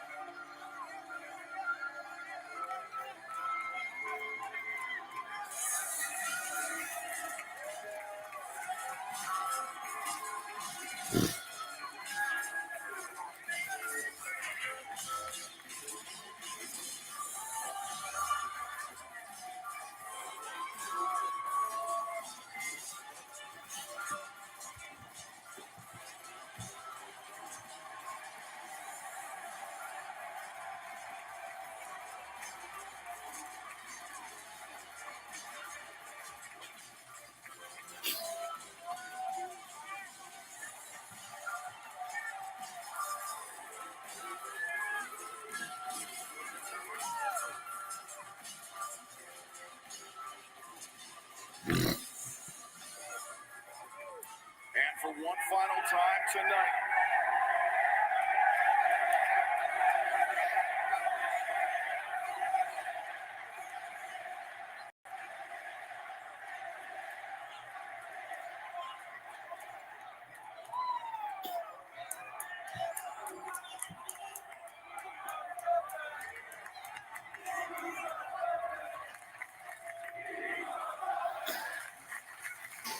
Why is Escalibar saying one final time tonight? Oh, that's because MJF did not resign with AEW. That's why he's saying that. Got it. MJF didn't resign with AEW, y'all, so he could be on his way to WWE sooner than next year. As soon as next year, he could be. I guess they wanted to get his babyface run out the way before he leaves. They wanted to see how good he is as a babyface. Well, he just showed you. Oh, wait a minute. Wait a minute.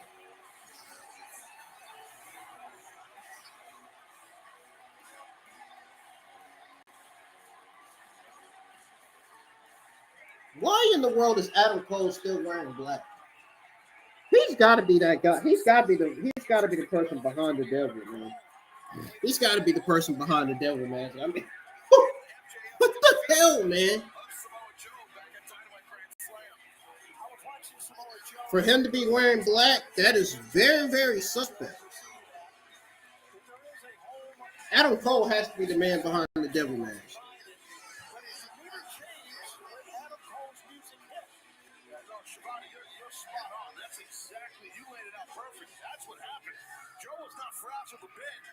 My people going crazy for Max, and then when Cole came out, Joe got hot. Yeah, man, and he's giving it to Bryce Remsburg right now, Excalibur.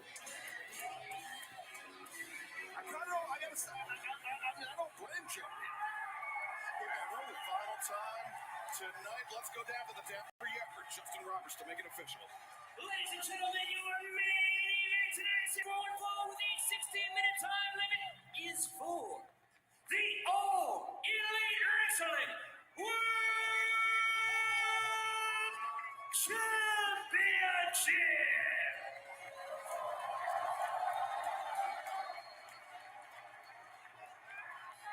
Introducing the challenger from Huntington Beach, California. Yeah, Joe could be winning this tonight.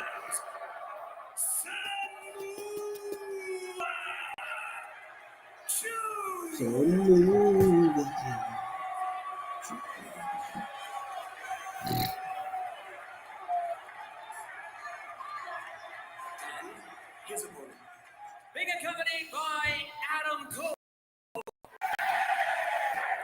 from the most magical place in the world, Huntington, Long Island,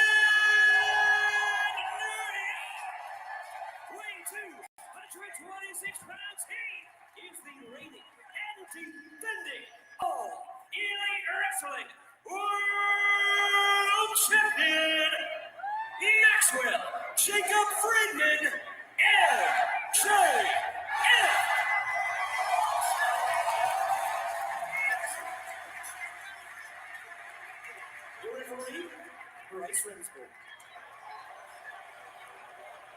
Well, the appearance of Adam Cole surprising everyone here tonight, myself included, but perhaps none more so than Samoa Joe. Why they booing the referee? What the fuck? That Max needs to leave as champion. I think it's a problem. I was surprised, but I do. That was an awkward moment right there. The fans booing the referee. I just think it's a little bit of a problem. I do. Because Joe reacted in a way like, man, what the hell is this about? He was pissed. He was thrown off his game, like Shivani pointed out. Well, there's another problem, too, and that is that left shoulder of MJF. That's a target, buddy. That's a target. And Matt's going to have fun all he wants and get these people worried and all this other stuff and whatever he's doing, but that's a target, that shoulder. MJF, he said he's been dealing with that torn labrum. You know, the pressure of competing here tonight with that, in addition to, his record-setting reign as champion, the harassment by this devil. Could MJF be unraveling, or could he be thumbing Joe in the eye and gain the advantage? Well, you got to figure MJF is livid. He's furious. He's pissed because he now knows that Samoa Joe is working with, the devil. He's been working with him. Well, MJF, this is a much better strategy than trying to go. Oh, my God, there you go. Never mind that. And that just shut him down. And immediately comes up clutching that left arm. Yeah, that just shut MJF down right there. That's how quick it can happen with Joe. For many years ago, I managed Samoa Joe. I know Samoa Joe better than most guys in this company. And I had a conversation with Joe early today around 3 p.m. I'm telling you, Max is in a lot of trouble here tonight. Joe just a series of punches, and I believe those were right hands to the shoulder to that labor. Yeah, and Joe's so quick. His hands, his feet are quick. Yeah. He's literally a lethal weapon. Well, that's something you're right, Chaz. We don't talk about enough how quick he is. He's super quick. Yeah, he really is, man. Man, he is laid it in right now to the champ. Oh, the leg drop on the arm. And that arm's got to be killing him. Yeah. And MJF, this match with Samoa Joe, the AEW World Championship on the line, it is the last thing that MJF wanted. He said that Joe is his toughest test in his 400-plus day reign as champion. But think about other men that Max has defended that title. Bryan Danielson, Hiroshi Tanahashi, Adam Cole, Kenny Omega, Jay White. That is a who's who of professional wrestling, and Max was able to defeat them all. And Samoa Joe, and of course that was in New York City at Grand Slam the same night that Adam Cole went down with an injury. And this is bad for the championship. Max he's in deep what right now. And I don't mean water. I mean he's in trouble, and Joe's eyes tell the story. That smirk on his face He's happy as a pig, and you know what? I want to just curse a lot here, but I'm not gonna. There's a lot of things I want to say that have curses. But anyway, MJF swimming in the Guanas Canal. there you go. There you go. You can't even move, man. At all, this just right to the head. There's that quickness you were talking about again, Taz. I'm telling you, he's This all muscle buster city. Max has felt this muscle buster just as recently as Moxley. No, he's gonna get him. No, Max. Good job, Max. It escapes. The low bridge. Joe overcommitted. Spills to the outside, but MJF. Joe made a big mistake there. He did a little bit overzealous. He rarely does stuff like that. But he was a little bit, he committed too much, and Max was able to pull that rope down and get him out of there. But Max was not able to capitalize, Tony. No, and Max was fighting for his life there, but that's so much. Look at this! Side cradle! Oh, man. Wow. But Max has to, MJF, he's got to do that. He's got to go for quick covers like this. He's got to go for cradles and sunset flips, quick covers to try and get a schoolboy, too. He's got Joe tight. That's what you have to do when you're hurt. I'm sorry, Kelvin, keep interrupting, but I want to get this out. He's hurt. Max is hurt. He knows that. He's going for those quick covers. He has to. It's not working. And now, can he dig deep? Can MJF persevere through the pain, through the punishment? He's waiting too long here. Davidson grimace. Oh, that's why he's waiting. Oh, the kangaroo kick. Oh, didn't work. Samoa Joe anticipated, and MJF goes, oh, well, no. He's going to try to skin the cat, but he can't do it. He can't do it one arm. Or can he? I don't think he should even attempt it. This is not smart by Max. No, it's not. That kick to the head. MJF was completely inverted. He was defenseless, too. First real big mistake of the night, I really think, for MJF. I guess, first big mistake of the night.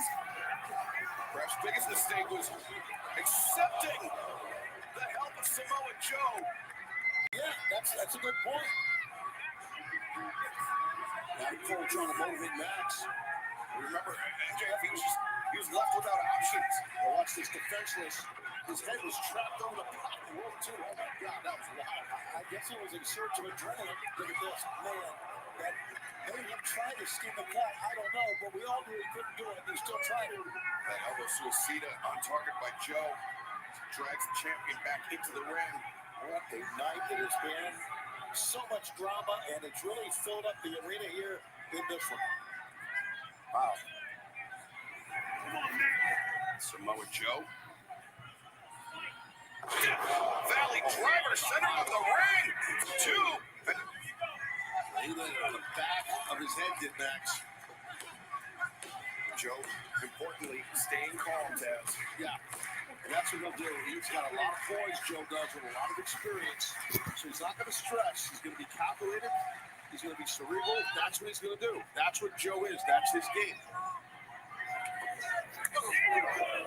Max right now is behind the 8 ball here. It's about to get thrown. Nice German. Oh, but Joe maintains control of the waist. He's a dragon now, I think. Oh, dragon suplex. He landed just on the back of his head. And now, Joe with the straight jacket. Oh, man. We're the at least straight jacket German. I'm going to tell you this right now. This could be it right now. This definitely might be it. Smart right there. Max knowing where he was. Used that bottom rope for the kick out. That was his only escape. Yeah. I don't remember the last time I've seen Joe peel off some suplexes. That's normally not something in his game. But he obviously can pull him out when need be. I mean, his game as of late, I should say.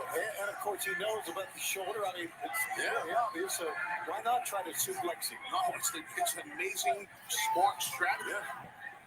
Again, Joe knows what he's doing. He does. I was in there with a guy like Max who's banged up and he's the champion. I'd be suplexing him over from corner to corner. Stop. That's the right thing to do. One thing, when Samoa Joe turned the tide on MJF, wait a second now, man, another secret here. Max is blocking, hanging on importantly with his right arm to that bottom rope. He's really banged up, MJF. He needs to try to get out of this. Also bust on the outside. Oh, my God, oh, no. That is it. That's got to be it. That is it. Yeah, that face says it all from Adam. I don't know if our cameras can take another look at this, but when MJF came down, Taz, because of how he skimmed the ropes, he came down on his left shoulder. Yeah, he did. I think he did. I'm assuming we'll get a replay. We'll see. But right now, let's see. We're going to replay the second here. Let's get a cover here with the cover. 2 and MJF! Wow, he's able to kick out, show good toughness. Good job by MJF.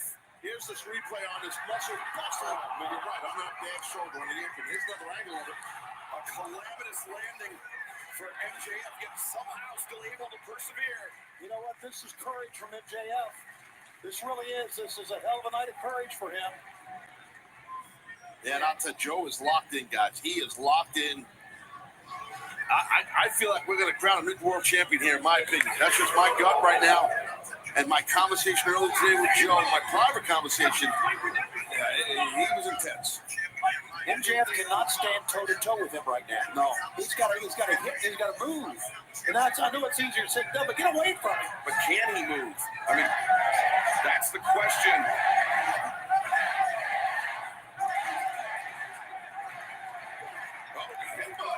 Obviously, the crowd is behind MJF, and he responds to the chants. He's in a desperate situation. He's got to do whatever he can here.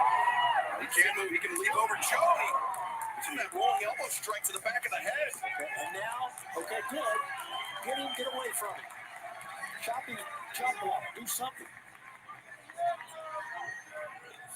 You don't want to just rush into moves, though, because that's how you get beat. Right. Okay, you want to go. Max is smart enough. He's the world champ for a reason. He's going to pick the spots, which is smart of him. After that elbow strike to the back of the head, Taz, Joe was draped over that top rope. He dinged him up. Max dinged him up for sure.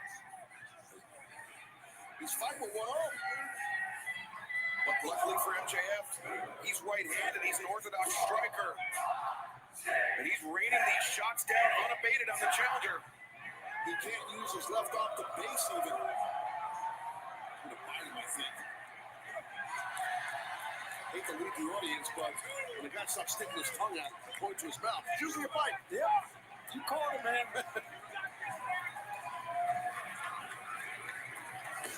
But you can see the toll of not just this match, of this reign as AEW World Champion. Had everybody gunning for just about. He's a rock fan. He wants this kangaroo gimmick.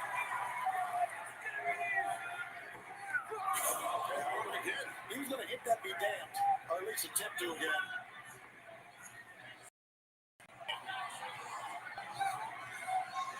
Joe. Play eyes. There you go. And, MJF, can he do this? Can he get Joe? All right, man. Yeah. He's collapsing under the weight of the opponent. Yeah, not many people can get Joe up. You're not like that, especially when you got one side of your body is shot. MJF throwing the elbow into the jaw. And stomping down. Oh, that was smart. Yeah, Joe's got that wrap around that left elbow. Max, he just threw his body into Joe to knock him through the ropes. That left arm of Joe definitely got rocked. Oh. That left arm of MJF maybe hanging on by a thread and waiting. He's thinking heat seeker here. Can he land it? Good check time. He got it. He did. Heat seeker. No, Joe. Well, again, attacking that arm, the heat seeker was great, but attacking that arm of Joe is really smart of Max. It might even things up a little bit, but both guys have a one arm to defend themselves. Had a pull on the outside, just trying to motivate his buddy, the world champion, MJF. Yeah. Basically, he's pretty much stuck in that corner. That's all he can do is help motivate him. The story written all over the face of MJF. Every movement that MJF makes is agony. Heat seeker, maybe? Heat seeker. Joe carrying the weight. Steps through the ropes. Superhuman strength, seemingly. Oh no, MJF reversing the roll-up. And now they're fall to the earth. The transition into the armbar. Get that wrist. You got to grab that wrist, Max. But can he grab it? He's having a hard time. He really is. He's using his little tape. So instead of using his upper arm, it's very innovative. Yeah, right. Absolutely. Good call. You can see it there. Yeah, pulling back on the fingers. He got caught red-handed, though. It's not legal. It's like choking someone tape. Nice. Look at this roll through. Oh, no. This is bad. I almost thought I saw MJF tapping, but all that weight of Joe on the back and that rear deltoid. Oh, now he's wrenching upward as Joe.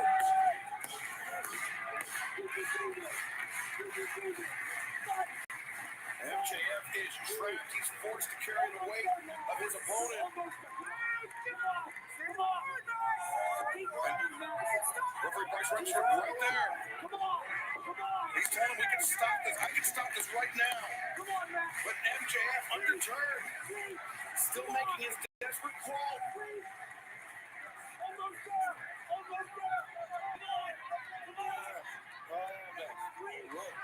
There he is. And he gets it. How much damage has been done? Yeah, who knows? Because that shoulder is just a mess. Joe had that armbar on for a while, which really hits that rear deltoid and the rotator cuff. And the labrum is the membrane that kind of covers the rotator cuff. So not to get too medical on me here, but I've had the injury, so I know. We may be moments away from crowning a new champion. You talked about all the 6 former world champions that MJF has defended his title against. I don't know about this one, guys. Samoa Joe is laid it in. There you go. Just when you don't think that Max has anything left. I was going to say, I hate to borrow phrase to give the devil his due, but Max can surprise you. But now Joe, that submission locked in. He drops back and gets those legs in. Joe's going to win this title. But, Bryce, yeah. There goes the ref.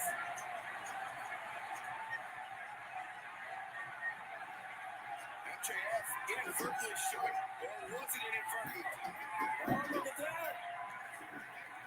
You know, crowd, the sold-out crowd here, the National Coliseum on their feet. Max knows the ref's down. Ref is down. Uh-oh. But it didn't work. Remember to use the tape. Yeah, he used the tape to beat him at Grand Slam. Grand Slam, he sure is. Hoping for the rope roll. And it's all good because the ref is not around to see it. He's been trying to get him up and down. He picking up Samoa Joe? What? He's picking up a 200-pounder? You gotta be kidding me. I'm no way.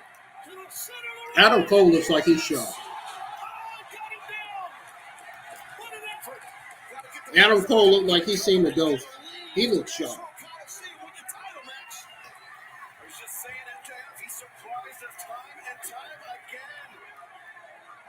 So happy on the outside that Max hit that move. They were screaming, beautiful, beautiful. Now he helps the fans here chant MJF's name. Referee starting to move a little bit. Bryce Remsburg, the ref, is moving. There's the cover. There's the cover. Get Bryce. Turn him around. Get the referee. 4. Now Bryce Remsburg sees it. 2. Got him. Oh! Yeah, Joe looked that one, you know. What I'm saying is that JoJo Saliba there knew he could kick out. And he went to the very end. Sometimes you could be out and you hear the count, the slap on the mat 1 or 2 times. And believe it or not, it kind of pops you, wakes you up. MJF is calling for the ring. That's very important. A diamond ring. And of course, Adam Cole has it. What the best thing here.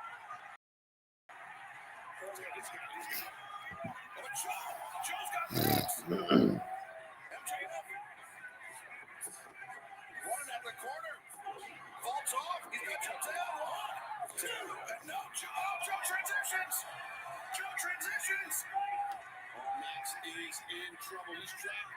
And look, he's punching, trying to punch the head. And Joe is shielding his face. Yes, he sure is with that right hand. Good call, Excalibur. Man, what a struggle this has been. MJF in the deepest possible waters right now. His world title's fading away. Uh-oh. Oh, my God. crown a new world champion here. Check this out, guys. This is it. Should be a new world champ. That's it. That is it. Ring the bell. That's it. A new world champion. Oh, wow. Choked him out.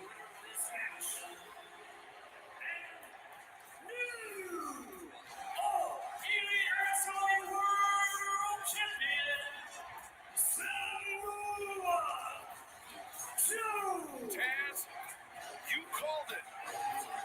You felt like we were going to crown a new champion here tonight. Samoa Joe has, he's taken advantage of a battered, a broken champion. And he has claimed his first title here. Can't blame him. I mean, the guy comes in the match to defend his title all banged up. Can't blame Joe for that. This sold-out crowd here, this great crowd all night, they were shocked. We were Max's hand fell. Yeah. Everyone was stunned. The timekeeper, the sold-out crowd, everyone. Wow, new world heavyweight champion, Samoa Joe. Unbelievable. Incredible. And that match was a struggle from the beginning.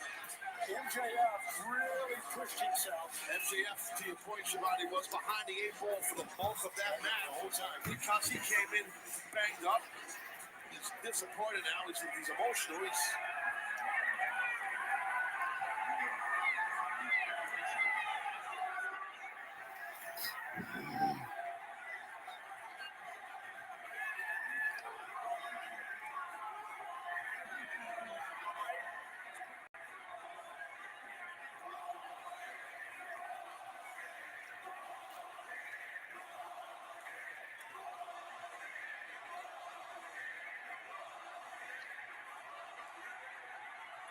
Adam Cole's telling you forward everything you had, and he did. MJF did. Left here. There they are, the Devil's masked men. These dudes here, and Adam Cole's on one leg, but he's ready to fight with that crutch. No. One leg and a one-armed man here, basically. And Max is far for 100%. And Adam Cole's going, oh man, this is, what the hell? Who are these guys?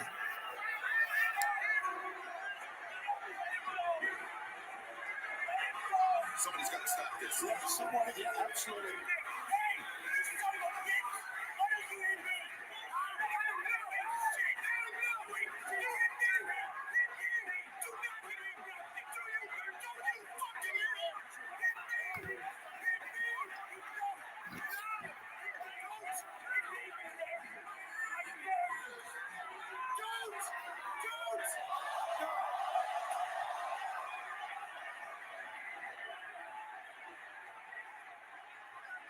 What the hell is this?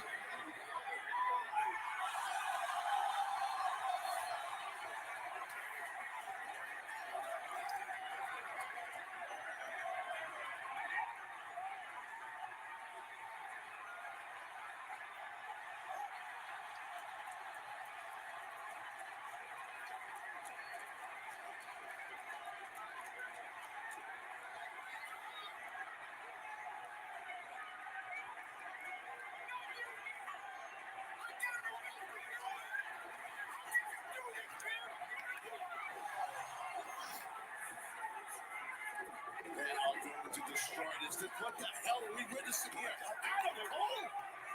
He's the devil! It's gotta be! He's in league with the Kingdom, Roderick Strong. That's Wardlow! Roderick Strong?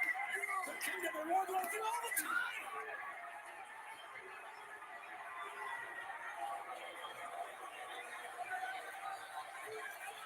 Adam Cole was the devil. Knew it. I knew it. I knew it. It was so suspect how Adam Cole was wearing all black. Remember earlier when on the stream when I said it was so suspect how Adam Cole was wearing all black? It made me think he was the person behind the devil mask, and he was. He was the man behind the devil mask all along. I said to myself, it is still so suspect how Adam Cole was wearing black, all black. You mean tell me he's been wearing all black? You mean tell me he's been wearing all black this entire time?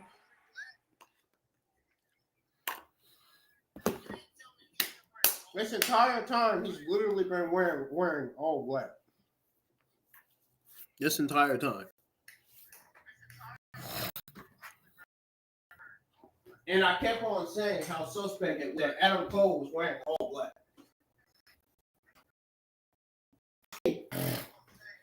You all know the reason why I'm wearing all black. You already know who I am.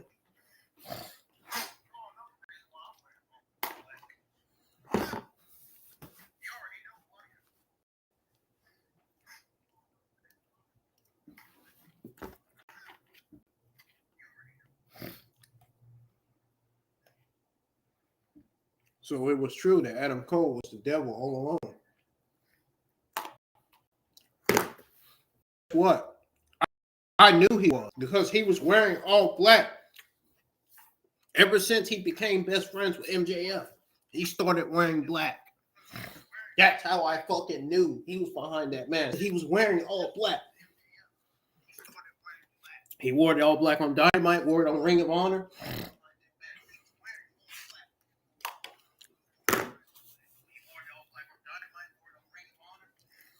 Adam Cole has been wearing black this whole time, ever since he was best friends with MJF. I knew. I kept on saying, why is he wearing black? Then I got this idea that, Adam Cole is the man behind the mask. I'm thinking, it's Adam Cole behind that mask. Turns out it's true. It was him. It was him, the Kingdom, Roderick Strong, and Wardlow. They were all behind the MJF devil mask. They were all the masked men behind that mask.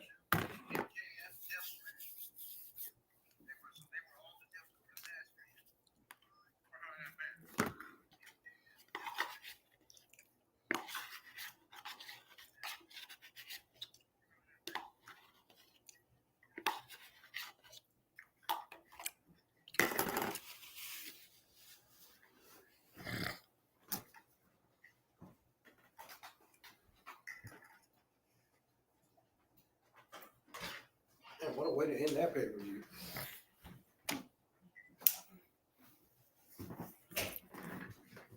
That's great. Yay.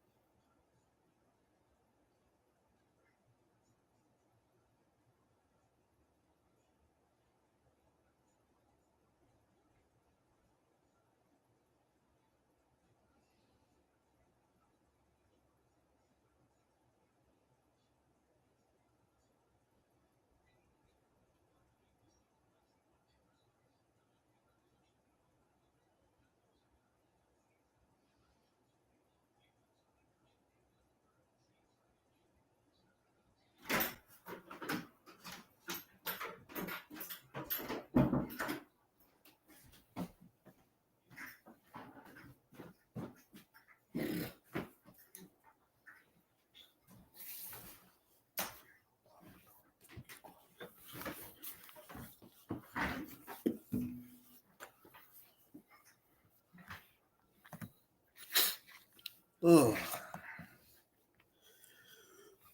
Ooh, man. Let me go to bed here in a little bit.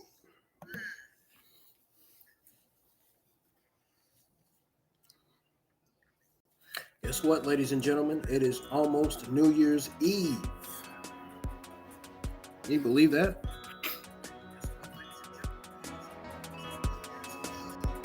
Not joking. It is almost New Year's Eve.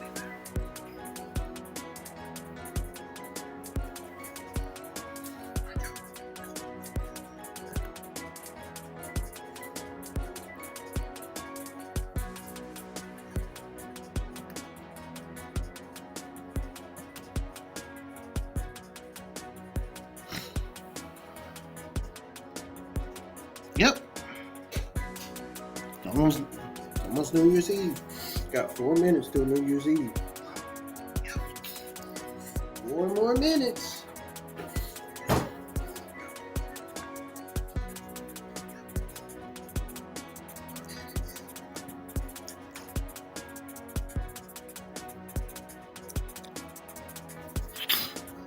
Look at all these backgrounds, man. Especially this one. This one's nice. This one right here is really nice. I like this one.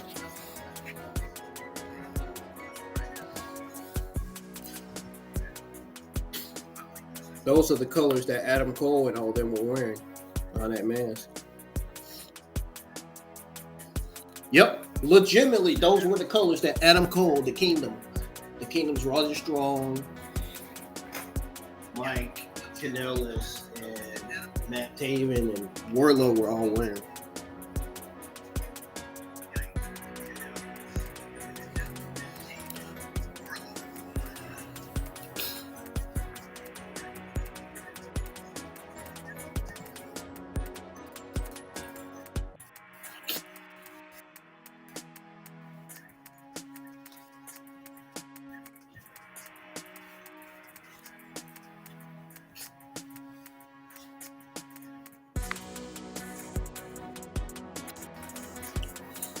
Now,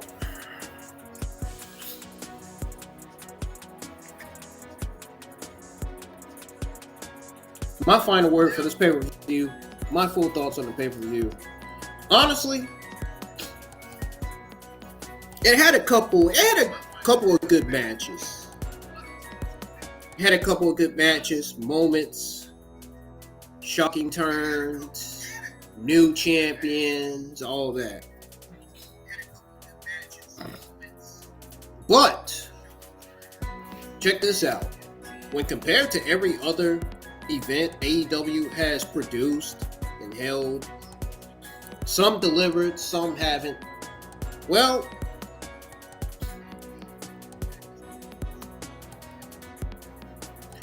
at first I thought this was one of the best pay-per-views, but I got second thoughts after watching that match between MJF and Samoa Joe.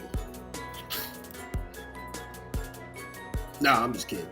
No, I had second thoughts about the pay-per-view after watching that match between I think it was the match between that 6-man tag team match. I had second thoughts about the pay-per-view after watching that 6-man tag team match. I think all in all, the 6-man tag team match and the match between Swerve and Dustin Rhodes messed up the entire vibe of the pay-per-view. I think those two matches ruined the entire vibe of the pay-per-view. Legitimately. Those were the only matches I think messed up the pay-per-view, in my honest opinion. All the other matches delivered spot on. I mean, Tony Storm versus Riho, that wasn't a bad match. Miro versus Andrade wasn't a bad match. The other 8-man tag team match, hell, as a matter of fact, the All-Star 8-man tag match was better than the other 8-man tag match that we saw with Big Bill and Ricky Starks. Powerhouse Hobbs and Konosuke versus versus Sammy Guevara, Chris Jericho, Darby Allin, and what's his name? What does Tony Schiavone say? Sting! Right? Anyway. Yeah. I heard the FTW Championship delivered well. I don't really watch pre-show matches. I don't. They tend to get boring to watch sometimes. Anyhow, the greatest matches of the entire pay-per-view, in my honest opinion, was definitely Samoa Joe versus MJF, Eddie Kingston versus John Moxley, and Edge versus Christian. Those were three of the best matches of the entire pay-per-view, in my honest opinion. I mean, nothing more, nothing less. I love the match. I think my favorite women's match on this pay-per-view is definitely Julia Hart versus Abadon. I love seeing them swing at it face to face with each other. The match got spookier. It got more interesting.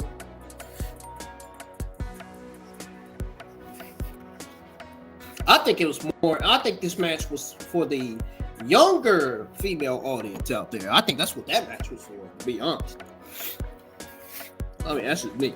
That's just my opinion. That's what I think the match was for anyway.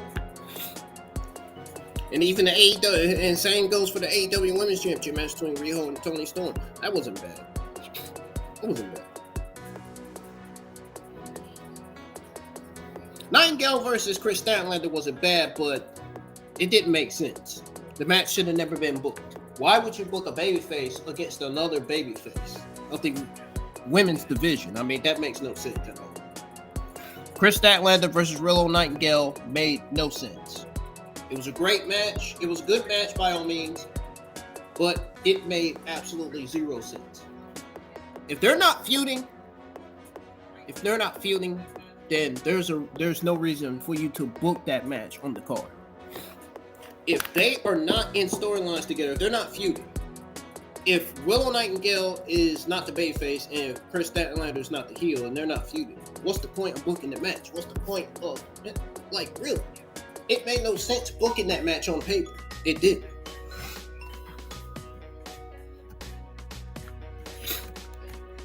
What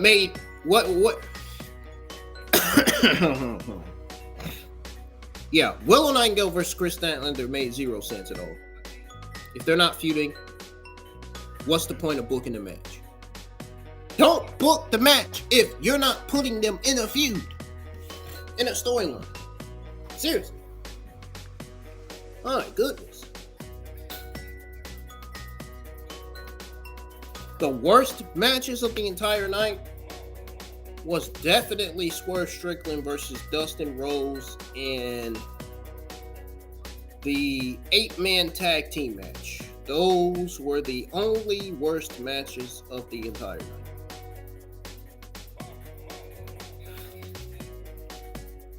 But this wasn't a bad pay-per-view by all means. Honestly, this was a smack bang in the middle. This was more like a smack bang in the middle pay-per-view, in my honest opinion. A lot of things on this pay-per-view were overbooked. No question about it. The mediocre, the BS, bullshit, whatever you want to call it. Some of this shit was just wrong. Some of this stuff was just absolutely just not correct at all.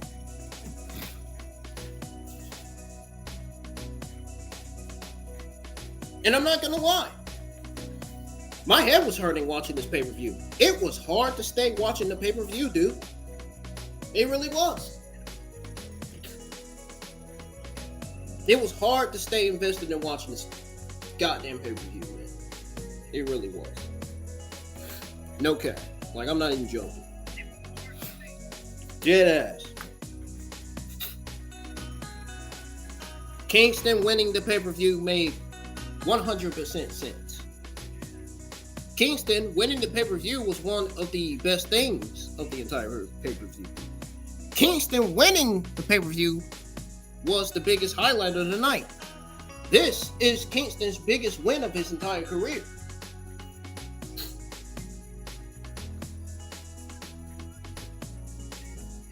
Cage and Edge definitely came in second place for this one too.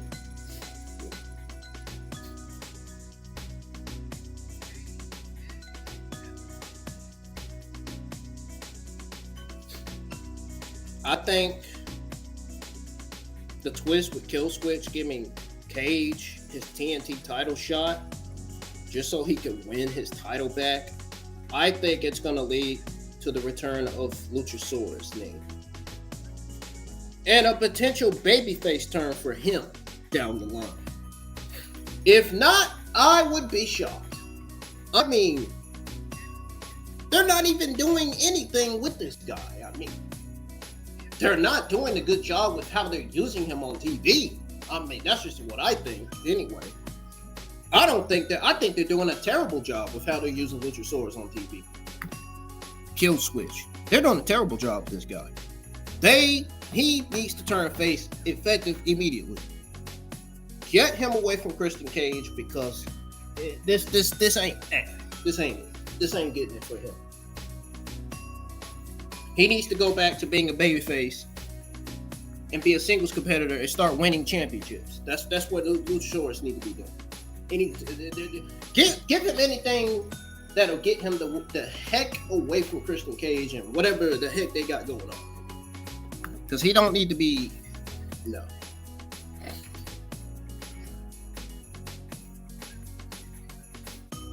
Why did they even have Christian Cage and Luchasaurus together to begin with? Is what I want to know. This storyline should have been, whatever is going on with Edge and Christian, I think it needs to come to an end. Great storyline and all, but it needs to come to an end. It needs to be done. We don't need to see no more Edge and Christian feud on TV. That needs to be done. Move Edge on to something else. Move Christian on to something else. Okay, we've seen enough of that. They are two of the all-time greats, but seriously, enough is enough of this Edge and Christian feud. Move on. Even though it was a great match, I will give him that. That's the only thing they'll hear from me. And please turn Luchasaurus or Kill Switch babyface and give him his Luchasaurus name back. Because Luchasaurus needs to be a singles competitor. He should have already been a singles competitor to begin with. Or align him back with Jungle Boy. Shit. Put Jungle Boy and Luchasaurus back in the tag team division. Shit. Whatever you need to do. Get him away from Christian Cage. This ain't doing it. Luchasaurus got robbed of the TNT title too. Like, that's just, come on. You're not doing him right. AEW needs to do a better job with Luchasaurus. That's all I'm saying. They really do.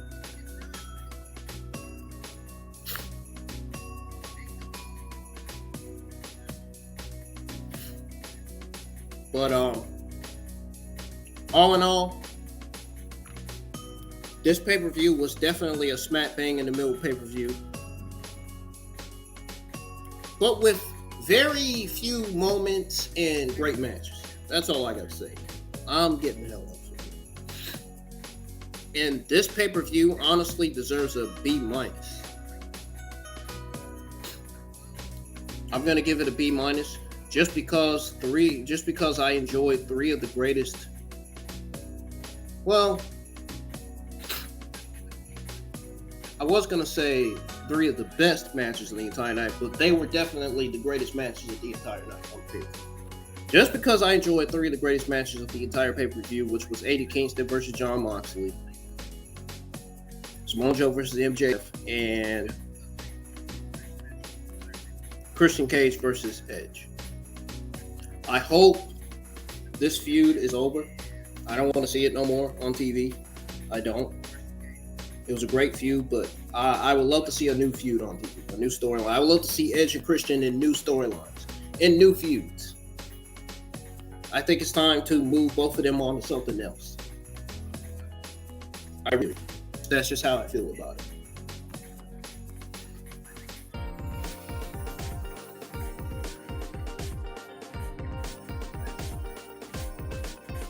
It's time to move Edge and Christian on to something else. Smack bang in the middle pay-per-view. Two of the worst matches in the entire pay-per-view. Three of the greatest matches of the entire pay-per-view. Easily a B- right there.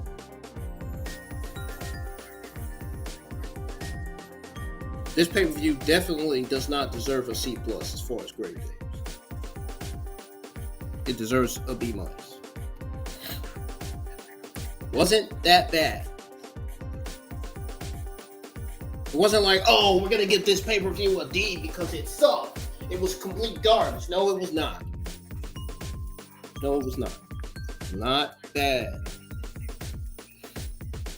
It was just average. It was just a smack bang in the middle. It was good and bad at the same time, but it wasn't that bad. Seriously.